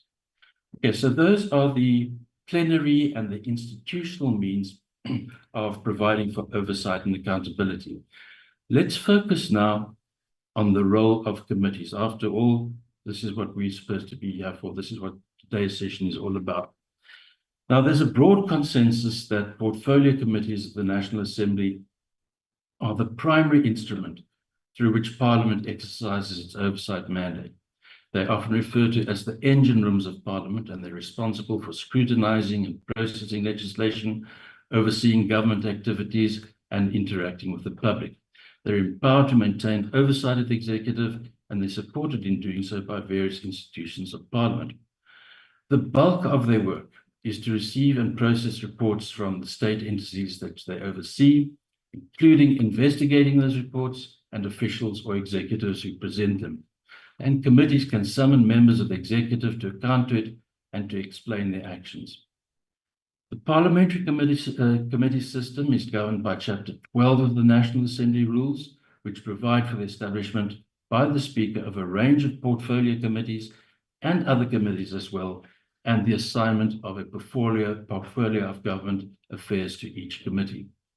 Now, a committee must maintain oversight of the executive organs of state and constitutional institutions falling with its portfolio, as well as any other body assigned to it. Now, the rules of the House of Assembly empower committees to monitor, investigate, inquire into, and make recommendations concerning any such institution, including its legislative program, its budget, rationalization, restructuring, functioning, organization, its structure, staff, and policies, amongst other things. And as I've mentioned already, a committee can summon any person to appear before it, to give evidence or to produce documents, to receive petitions or presentations or submissions from interested persons or institutions, and to conduct public hearings, and to consult any other National Assembly or National Committee of Provinces or Joint Committee or subcommittees on any matter of interest to them. Now, although the general mandate and operations of a committee are laid out in the rules, there are no constraints on the manner in which a committee should exercise its oversight duties, and the mechanisms for doing so are not explicitly outlined in the rules. This means that determining how oversight should be carried out is largely dependent on the expertise, experience, skill, and political will of the leadership of the committee and Parliament generally. Mechanisms that are commonly used include oral evidence sessions, field visits and fact-finding visits, public hearings, briefings by interested stakeholder groups, and deliberative sessions, and also research sessions. And now it's important to keep in mind that a committee conducts its business on behalf of the House and must therefore report back to the House. Committees have no formal decision-making powers, rather they advise the legislature on matters that they have considered, and when a committee reports its recommendations to the House for formal consideration and the House adopts the committee report, it gives those recommendations the force of a House resolution. The House is then supposed to monitor executive compliance with these recommendations. So there we have, I suppose, the different components which make up this framework. And I remember I emphasized what is commonly referred to as the framework. OVAC is not the sole source of the framework for accountability. It is derived as well from the Constitution, as well from the House of Assembly rules. Now, the question at the end of the day is, how effective is parliamentary oversight? Now, this has been a subject of major public concern and debate ever since the first democratic parliament. You no doubt remember the Arms Committee scandal, which was basically Parliament stopped an investigation by Scopa into the arms deal. And we're still living with the consequences of that. 2009, Parliament appointed an independent panel to inquire into and report and make recommendations regarding the extent to which Parliament was evolving to meet its constitutional mandate in promoting and entrenching democracy. And the panel found a number of weaknesses in the oversight system, particularly the political incentives that in turn might disincentivize rigorous scrutiny and accountability, and the lack of influence that members of Parliament had over the executive. The panel also noted that Parliament's handling of the arms deal, and going back to the arms deal, it came back to haunt them 10 years later, greatly damaged its credibility and legitimacy in the public eye, and urged Parliament to revisit the matter. We then come to the 2014 Nkandla saga, which, as we all know, concerned unlawful upgrades to the then president's homestead, and this again attracted significant public scrutiny of the oversight function of Parliament. The Constitutional Court was seized of the matter, and it handed down a unanimous judgment in which it found that the National Assembly had flouted its constitutional obligation to hold the executive, and specifically the president, accountable. So the record isn't looking terribly good. But this continues. In 2017, we had this high-level panel on the assessment of key legislation and the acceleration of fundamental change, which noted Parliament's rather narrow interpretation of its powers of oversight, which enabled the executive, and I quote, to get away with poor implementation. And the panel called for more active Parliament that would ensure strict enforcement or even the introduction of penalties when necessary for lack of performance by the executive, amongst other recommendations. Finally, we get to the report of the Commission of Inquiry into State Capture, which was also known as the Zondo Commission. And that was released, as you know, in 2022. And the Commission found that Parliament had enabled state capture and failed to fulfill its oversight and accountability obligations because the ruling party at the time was determined to protect those of its leaders which were implicated in state capture and was unwilling to expose the allegations of malfeasance to transparent public scrutiny. The report found that Parliament's oversight powers and the tools available to it were generally sufficient for it to fulfill its constitutional obligations to hold the executive accountable, but these were generally not used effectively or efficiently. But this is not all bad news. I mean, even in the context of the state capture saga, we found that one parliamentary committee acted, the Portfolio Committee on Public Enterprises, decided to commence an inquiry into state capture at Eskom. And a month later, the House chairperson instructed a number of parliamentary committees, that's Public Enterprises, Transport, Home Affairs, and Mineral Resources, to inquire into the allegations of state capture made by the media. And of course, there are other instances where there has been proper oversight, but it's probably fair to say, particularly in the light of the history of the past 10 or 15 years, that Parliament's record of existing oversight over the executive and to hold the executive accountable is at best mixed, and some would say even weak. Now, in this whole process of holding the executive accountable and the history of holding the executive accountable, what role have committees played in the state of affairs? Now, it's interesting to note that last year there was a flurry of research reports which were released on the way in which oversight is carried out in Parliament and particularly by committees. One which is of particular interest, and hopefully it'll be distributed to you, is research carried out by the Public Affairs Research Institute, PARI, you may be aware of it, in a report called State of Parliament and its MPs Proposing Solutions, Identifying Oversight Challenges. Now, please understand this report, which I'm going to rely on quite a bit now, was completed last year and a lot has changed since then. So please see the findings in the context of the time. Nonetheless, they still provide very useful guidance for us. An initial finding of the report was that committees are incredibly busy and spend a lot of time and resources on oversight work, but the effectiveness of individual committees is starkly uneven. A few committees perform well. For example, SCOPA appears to be widely respected for its approach to work and its effectiveness. Other committees, however, appear to be very weak.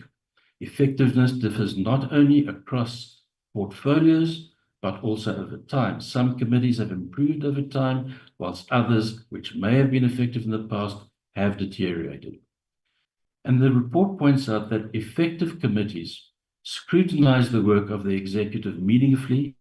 They bring to the surface important information about government activities, and they hold the executive accountable if it fails to fulfill its legal obligations and policy promises. Ineffective committees, on the other hand, are more procedurally compliant. They process all the same reports and undertake all the same activities, but they don't ask meaningful questions and do not attempt to hold the executive accountable.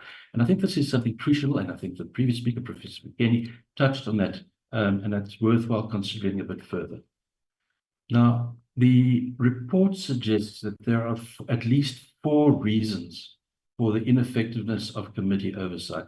And please, members, don't shoot the messenger. I'm just conveying what was contained in this report, and I think it makes quite a lot of sense what they say there. The first weakness is that the political environment disincentivizes close scrutiny of the executive. MPs of parties exercise oversight over senior members of their own party, the same members who may be able to influence the composition of the electoral list during the following elections. So there is an inherent incentive to protect rather than confront senior members of the executive. Second problem is the way that committees work is generally ineffective, it's inefficient, and sometimes even counterproductive. Committees allow the executive to present lengthy reports, which take up most or all of the time, which is allocated to oversight. And when members are afforded the opportunity to ask questions, this is conducted in an unproductive format that allows members of the executive and their representatives to avoid responding properly. And it seems also that there's a preoccupation with protocol and formality, which often derails meetings on substantive matters. Committees also tend to focus on financial and operational matters, which are obviously important, but they do so often to the exclusion of weightier matters like executive performance, meaningful impact, and generally the way in which overall accountability chain is observed. And finally, and I think everyone from wherever will agree on this, in fact, somebody in the previous session mentioned this and brought this up quite starkly, committees are under-resourced, especially in terms of technical support, such as content advisors, researchers, legal advisors, and financial experts. Parliament itself has highlighted the need for enhanced research services, moving towards more analysis and scrutiny with high levels of specialization. But this research shows that committees are generally underserved in this area. Research units are undercapacitated and unable to meet the growing demand for their services. More generally, oversight work is underfunded, and does not have sufficient time allocated by committees. And I'm saying it was rather frightening to hear one of the people in the previous presentation mentioning that the budget had been cut even further. There's also the question of individual members of parliament and their ability to deal with or their dedication to the oversight work of parliament. I'm not going to go into that now, but it is apparently a problem that MPs are not necessarily always qualified to do oversight work. Now, it's all good and well to come up with all these criticisms without having some suggestions on how to deal with it and how to improve the matters. So it's been suggested that an effective oversight committee will base its work on materials which are distributed sufficiently in advance. It will allocate minimal time to presentations from the executive and as much time as possible for questioning. That is what it's all about. After all, committees are supposed to be there to hammer the executive and extract from them the information that is required. It should proceed on the basis that all attendees are familiar with the materials that are to be discussed, and again, to emphasize the point, should provide for in-depth questioning by committee members by allocating sufficient time per member and allowing direct follow-up questions rather than taking rounds of questions and allowing a presenting entity to respond all at once. I must say there's something that's amazed me ever since I got involved in the public some years ago, where you have a series of questions being put to a person, and then this person is supposed to answer them all in one way. It does not allow for effective cross-examination, as it were. Now, that's all good and well in a seminar, but when it comes to an oversight committee, one that's trying to enforce accountability, that kind of system, I think, just does not work. An effective committee will also take into account the results of previous oversight activities, including following up on previous recommendations, again, something which was mentioned by the previous speaker. And at the end of the day, this results in a comprehensive report, including actionable recommendations with clear timeframes, and which not only notes dissent from committee members on resolutions, but also records the reason for the defense. It's important to understand why people might disagree with the majority report. So there's a situation as far as accountability is concerned, oversight is concerned, and the various components which make up the framework.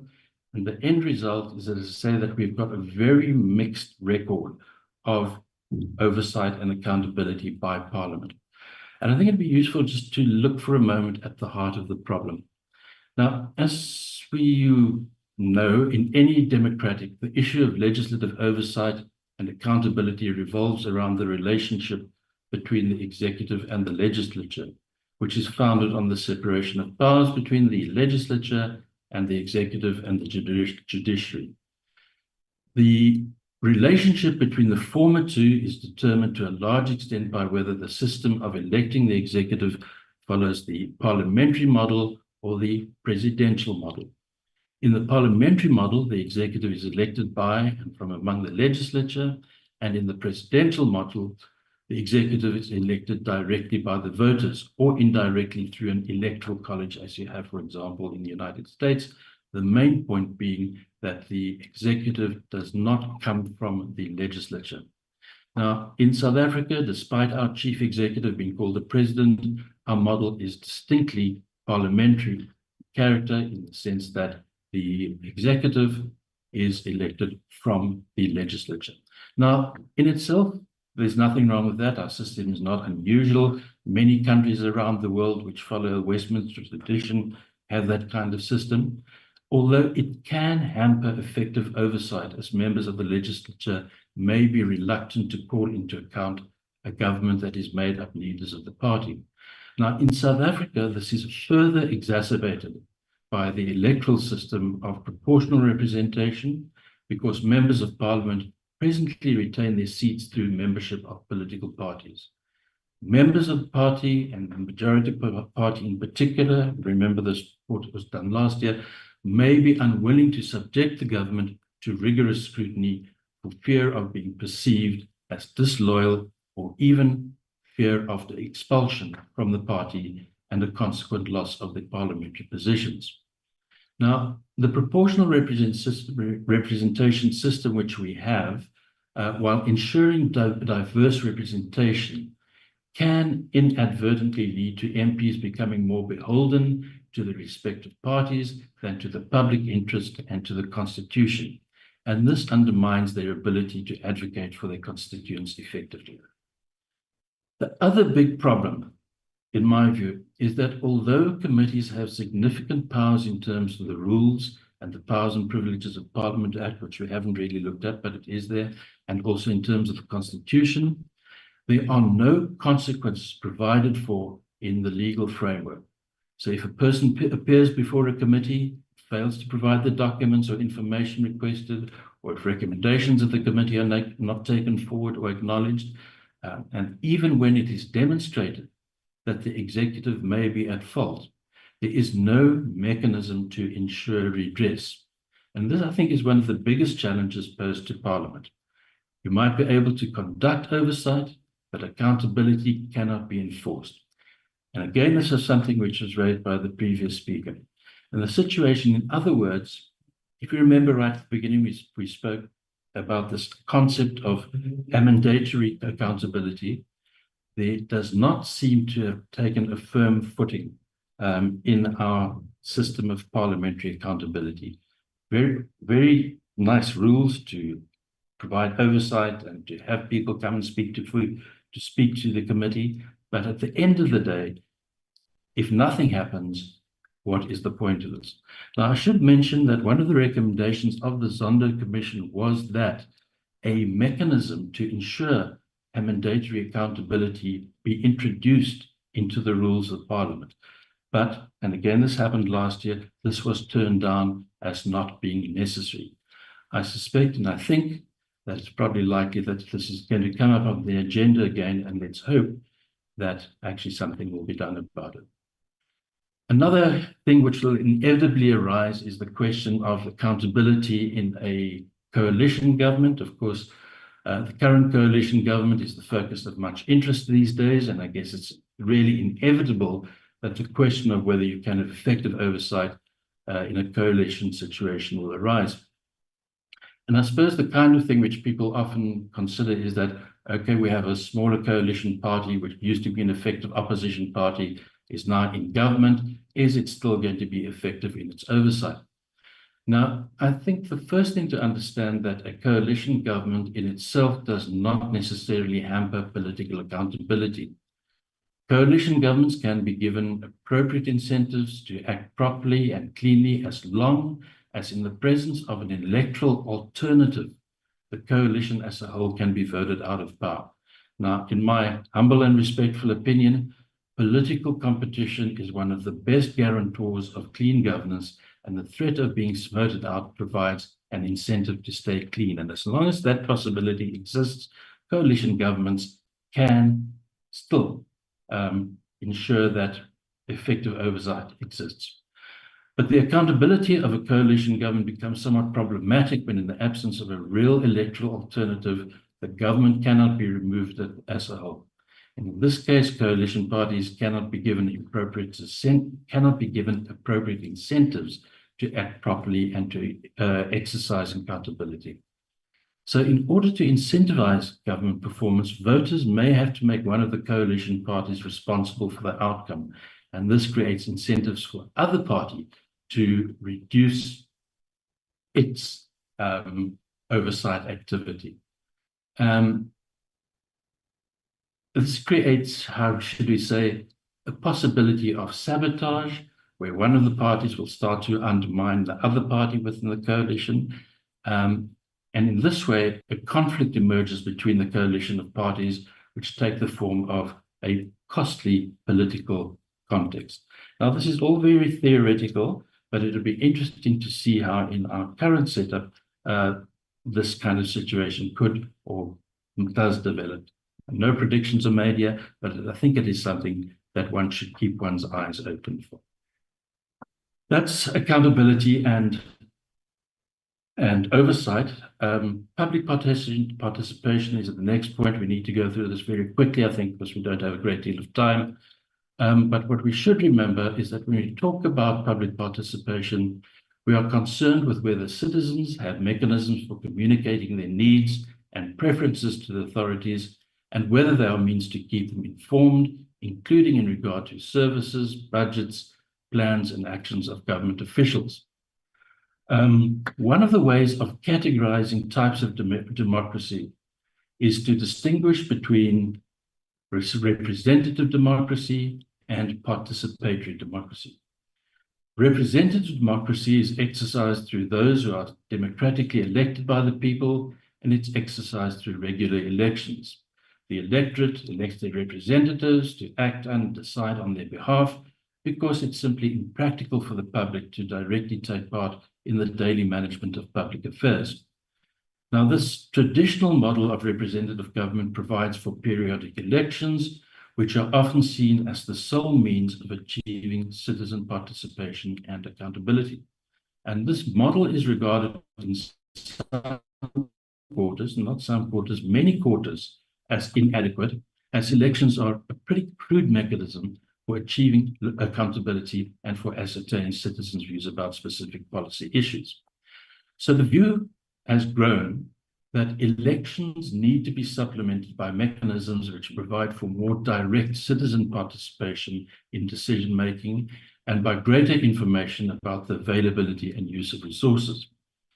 A further benefit of such mechanisms is that they can also help to build accountability, since those that have participated in discussions about local issues are more likely to demand accountability.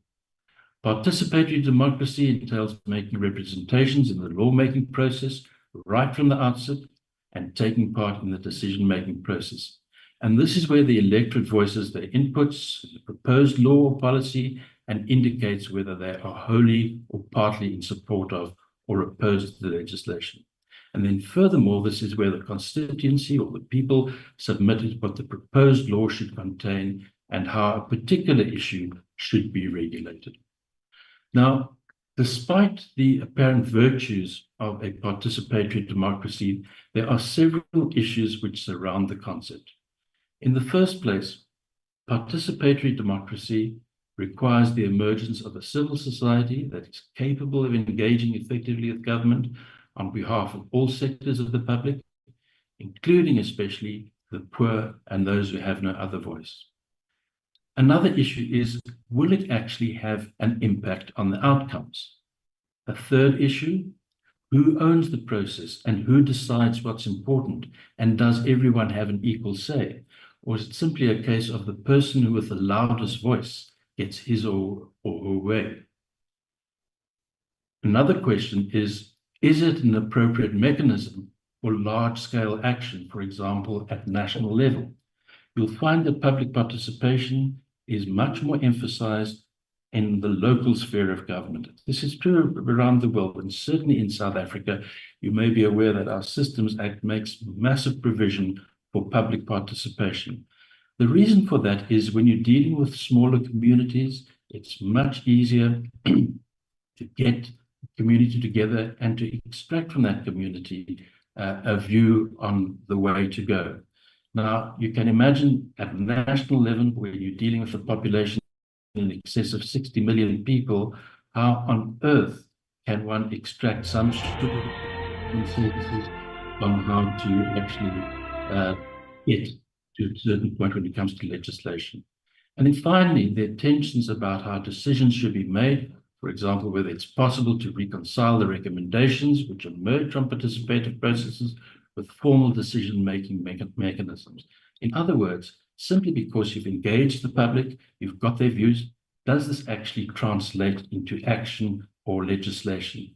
Because remember, whatever rules you might have about public participation and participatory democracy, at the end of the day, it's representative democracy which trumps, which makes the decision. All of that input can be made, it can be taken on board, but it does not necessarily make one iota of difference to the legislation which is eventually going to emerge, because that is, after all, the purpose of Parliament. Now, again, there are lots of good reasons for public participation, but it does have its difficulties. Let's just look quickly at South Africa. The Constitution of the Republic of South Africa mandates legislatures at various levels of government to ensure public participation in the lawmaking process. So Section 59 of the Constitution states that the National Assembly must facilitate public involvement in the legislative and other processes of the Assembly and its committees.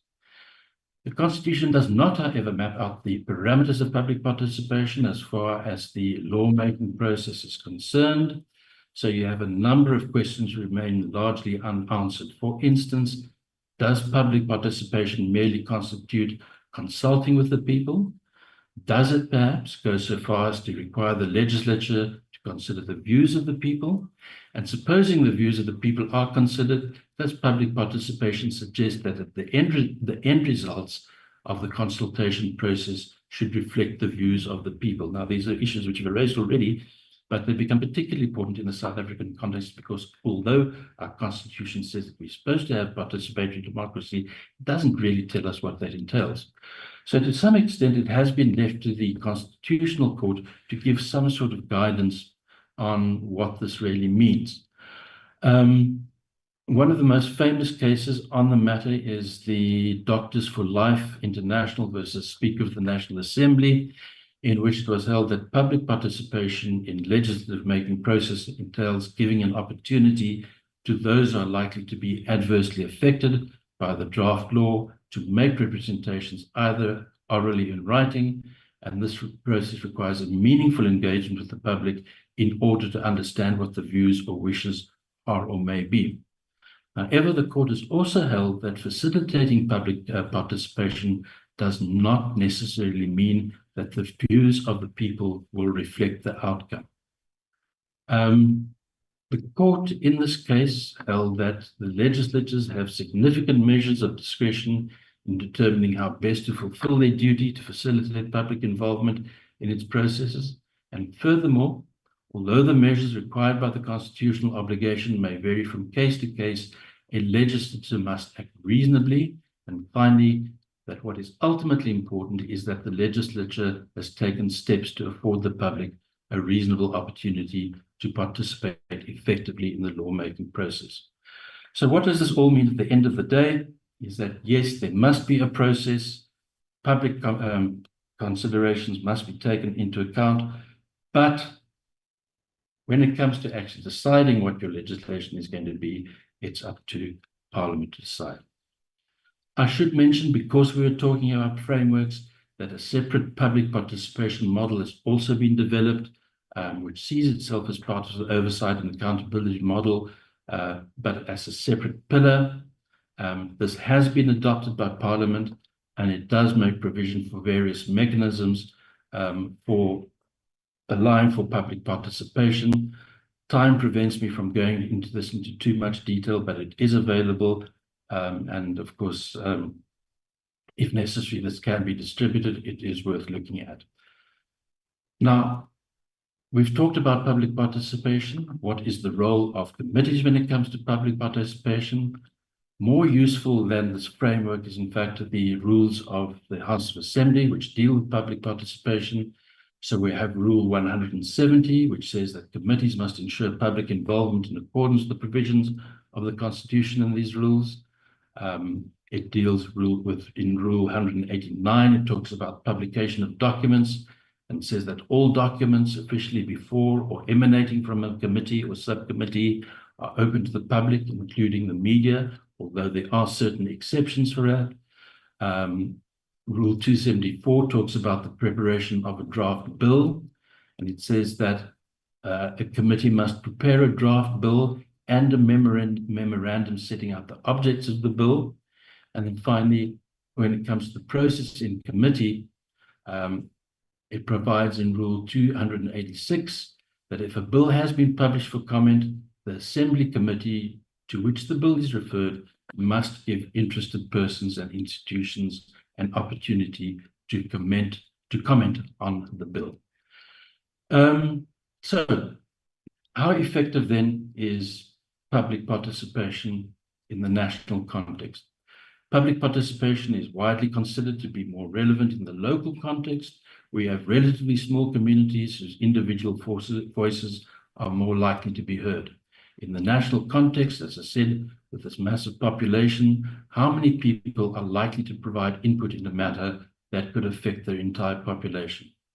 Is it fair to those who are unaware of any particular issue or do not have the means or the organizational clout to make themselves heard? And could civil society really be bothered? At the end of the day, whatever the extent of the input that is provided, as we mentioned before, the mechanisms of representative democracy always trump those of participatory democracy.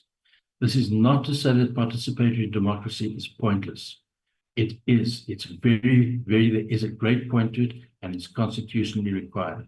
But I think the important thing to keep in mind is that the expectations of what participatory democracy and public participation can be achieved must be carefully managed. Now, I don't know if I have any time left. We were going to look at a few examples of the work done by the committee. In a sense, it's rather silly for me to tell the committee what work they've been doing. They know exactly what they're doing. Should we call it a day at this point?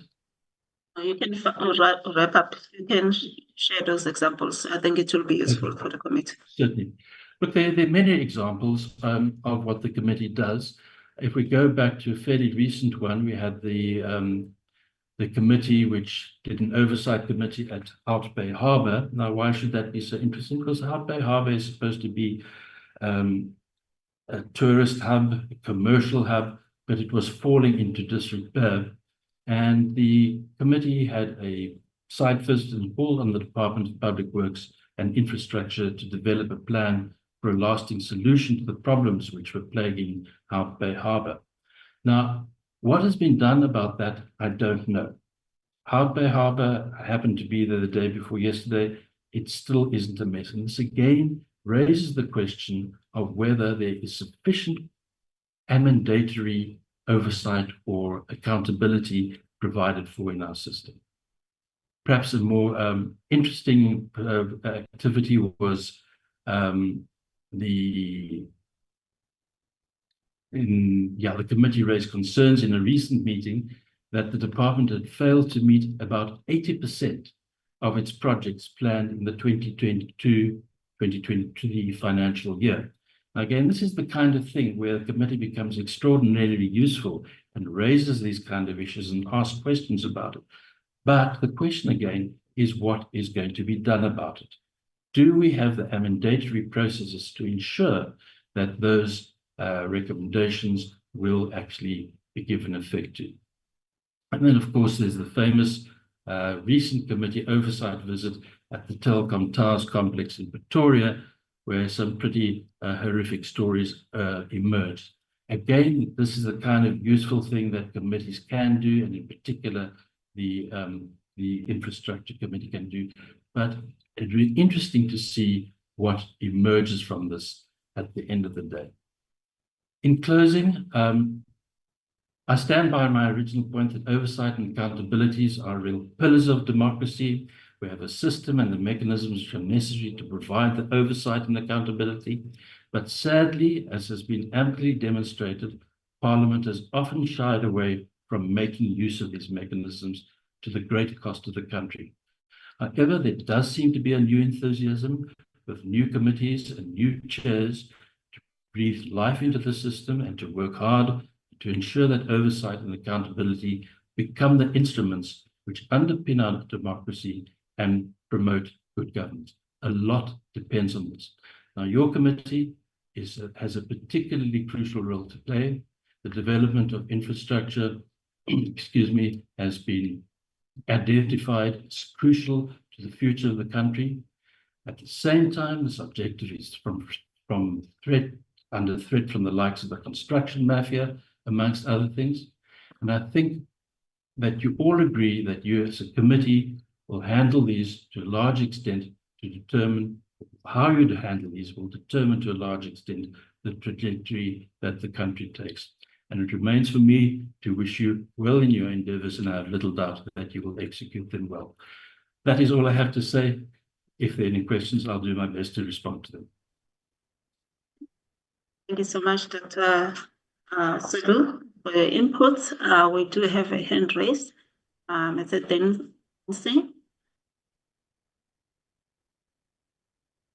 Please go ahead. Thank you, Ms. Mkhwanazi. Good morning. Is it still morning? Yeah, good morning, everyone. And good morning to Dr. Siddle, and if Prof. Fikeni is around still, good morning, Prof, and thank you for your input. I'm raising my hand because of the unseen difficulties that a committee like this is facing. Not only to do with oversight, the mandatory oversight as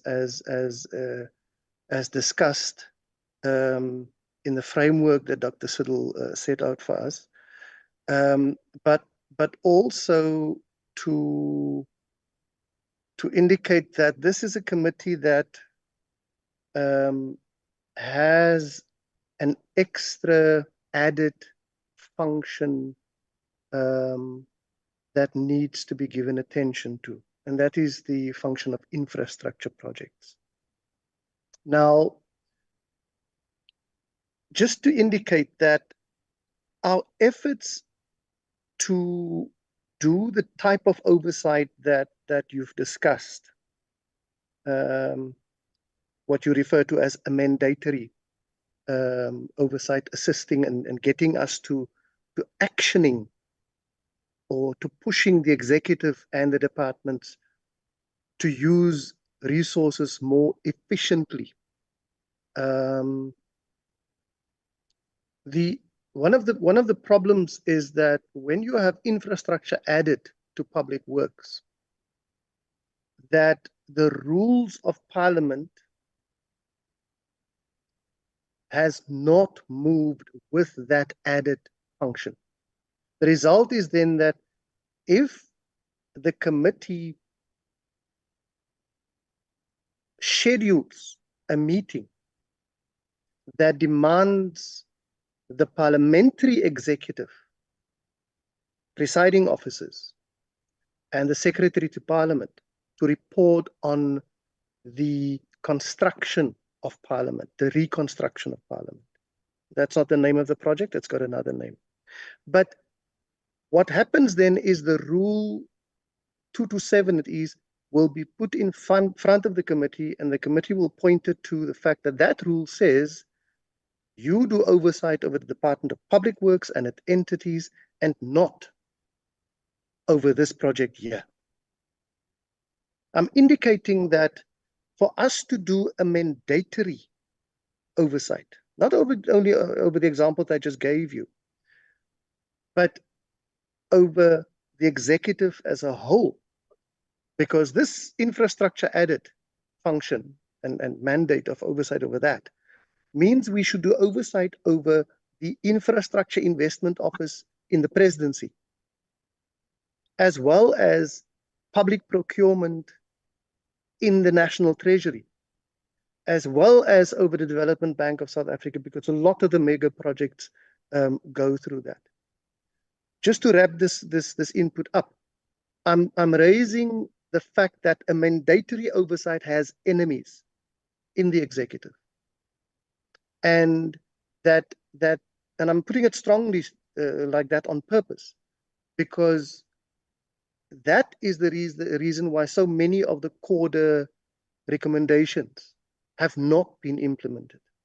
And I'm saying that that's the reason, that is what this committee needs to look out for as members.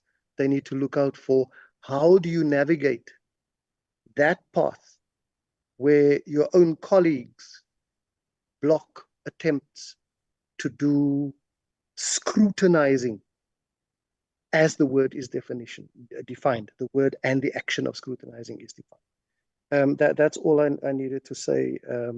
I just needed to throw that in there and to hear. I hope Prof. Fikeni is around. Dr. Siddle, at least, if you, I mean, I know you are around, to just hear your response to that. Thank you. Okay. Let me take it as a second hand. Stephanie. Good morning again. Thank you. I think what I need to, just as a follow-up in terms of what my colleague has indicated, Dr. Seidel, you just mentioned, for example, that you were at the small harbors. I think the addition that needs to come, well, firstly, I think we need to just go back in terms of that public works prior to 2019 was just the Department of Public Works. And then this infrastructure mandate was added to it. But it has not been, as Shuaib is indicating, it hasn't been operationalized either in legislation or just to effectively carry it out. And then in addition to this, just in terms of the small harbor, for example, the small harbor is not only Public Works' responsibility, but also the Department of Environment, which we did do oversight with them at the time. And at the time as well, there was an implementing agent, which was KUGA, that had to carry out certain, of the provisions that was identified in terms of like ensuring at some of these small harbors, the dredging up of sunken vessels, etc. So I think, and in addition to the findings that we put in the report, for example, in terms of small harbors, it indicated not only was it to do with these two departments having to cooperate more closely, which is Public Works and the Department of Environment, but it also found that there were other issues that some of these harbor masters had to deal with, which included intimidation from, some kind of, what would you call them? Well, illegal activities in terms of the, it was human trafficking, drugs, and in addition, the illegal fishing, for example.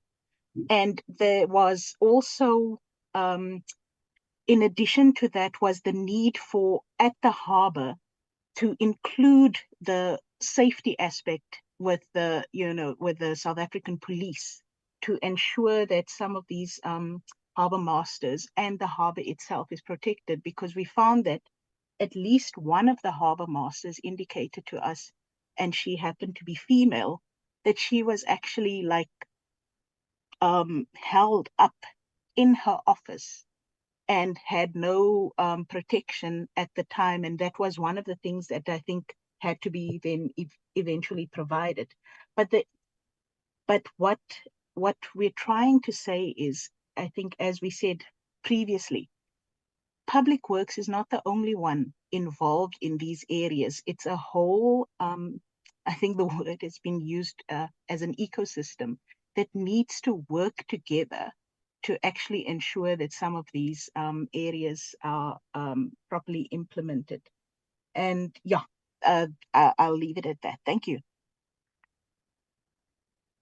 Yeah, so Andrew, you answer to those ones before we take the next round. Sure.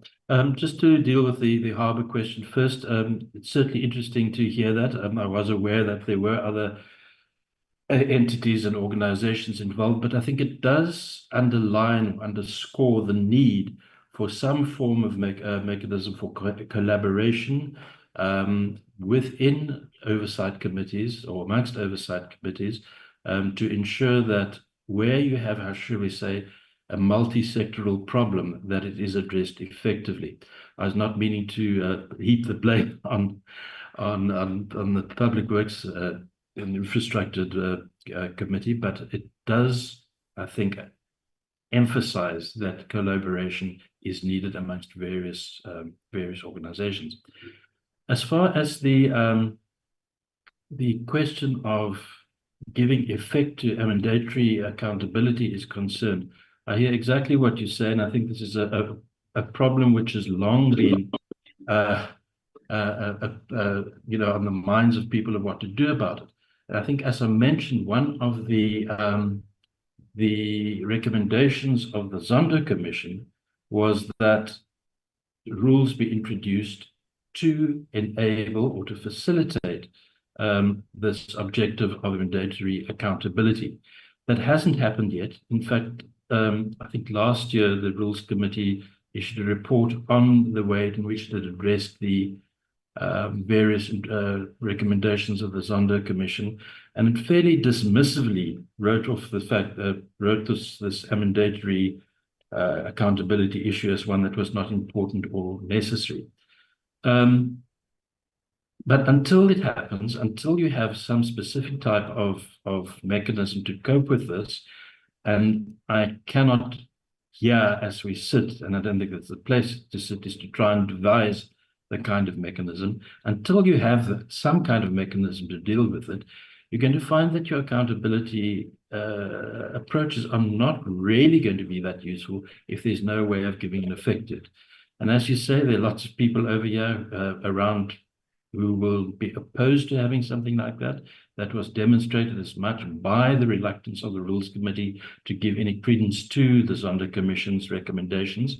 But I think it remains the role of Parliament and parliamentary parties to push for this in order to do that. And you might find that in the current political environment that you have, it might be that people will be more amenable to giving effect to something like this, which will make your work as oversight committees more meaningful. As I say, I cannot, as we sit here, recommend or debate something, how to do it. It's going to take several days and weeks and lots of fight and blood and sweat and tears.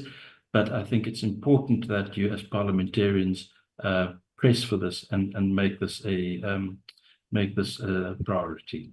I know that doesn't really answer your question, but I think it does help to make the fact that people are alive to the issue and that there is a need to address it. Thank you. We've got Stephanie, you're coming back. Yes, the one issue that I forgot to raise, it is to do with public participation. I think that one of the things that we also need to realize now is that in the past, when there was, for example, a piece of legislation put out for public comment, it used to be that, it was mostly paper-based, and the number of people who would be responding would either be organizations in the main and a few of members of the public. So it would make it a very compact, like between, let's say the highest number, 150 to maybe 500 submissions. But now that it's electronic based, just an example in terms of the expropriation bill, we received, I am not sure if I'm going to remember the number correctly now, but definitely over 130,000 submissions from the public, which the portfolio committee had to go through each and every one of those. And I think that in the future, that is one of the things, as Dr. Fikeni indicated, in terms of big data, that Parliament, in terms of the public participation model, needs to actually, this is one of the things that needs to be considered when we are discussing public participation. And the final issue, it was not, Dr. Seidel, it was not about taking offense in terms of public works, etc. I was just trying to clarify that in terms of the same as we have with the border thing where it's home affairs, etc. There's a whole number of departments involved.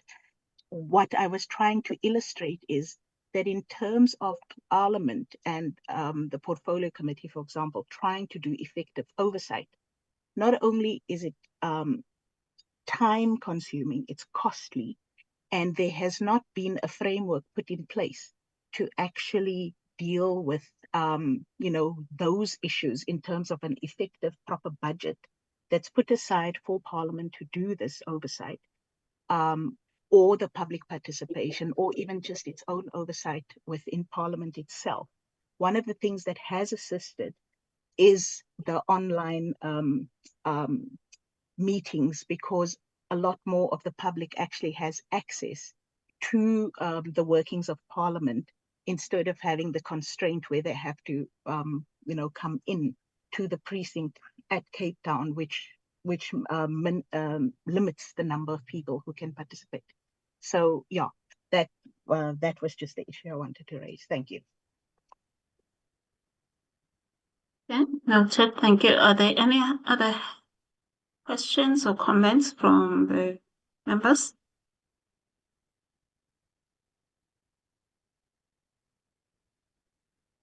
Okay, I'm not seeing any hand. Okay. Deputy Acting Chair, do you want to have some words before this matter? To Dr. Andrew Siddle for that most informative presentation. And I'm hoping that your mic is not clear. I'm not sure what's happening. Can you hear me now? No, yeah, a bit faint. Can you hear me now? I'm having a problem here with the signal. Is that fine? Yes, it's fine now. All right. Yeah, let me just place on record on behalf of all of us here, a heartfelt thanks to Dr. Siddle for that most informative presentation. And I'm hoping that Nola and the team would have made notes and that these notes would be made available to all of us. And once again, I would like to pose the question, if Dr. Siddle and the NSG team, would you be willing to make similar presentations to party caucuses, should the request arise? And with that, I'd like to say thank you to Dr. Siddle. Yeah. Thank you. I think it's maybe let him confirm. Dr. Siddle? Yeah.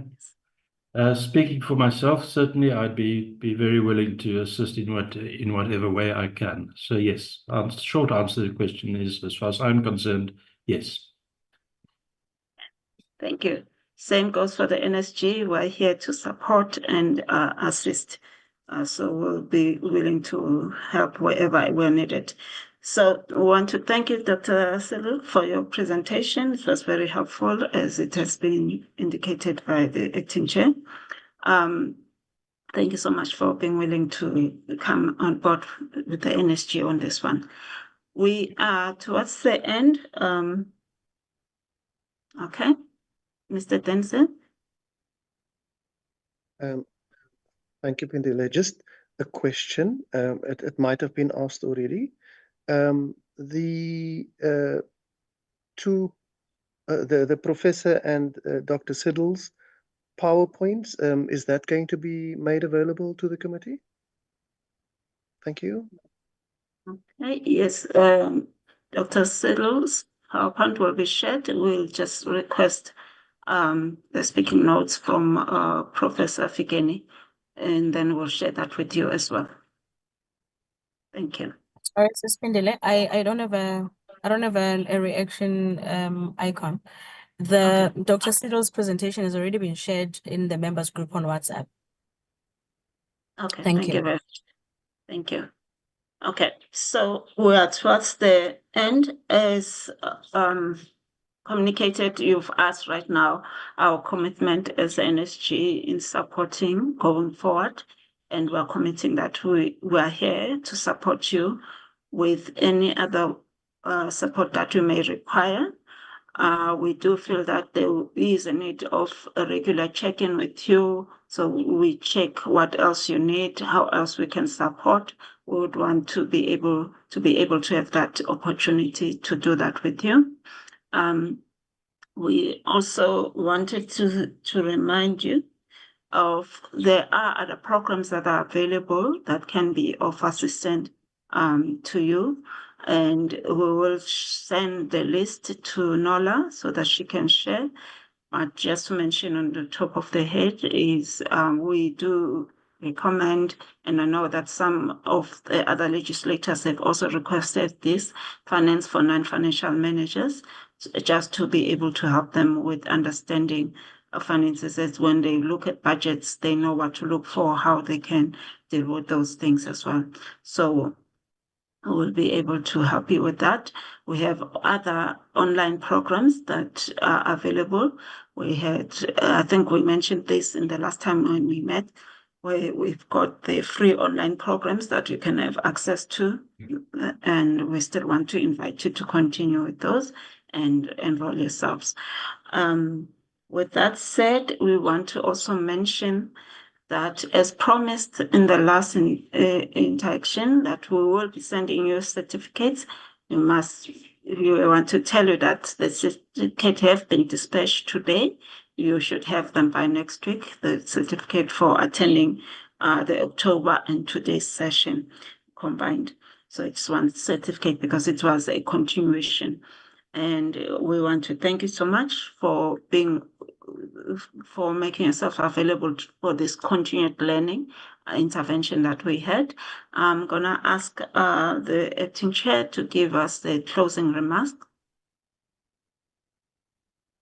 Thank you.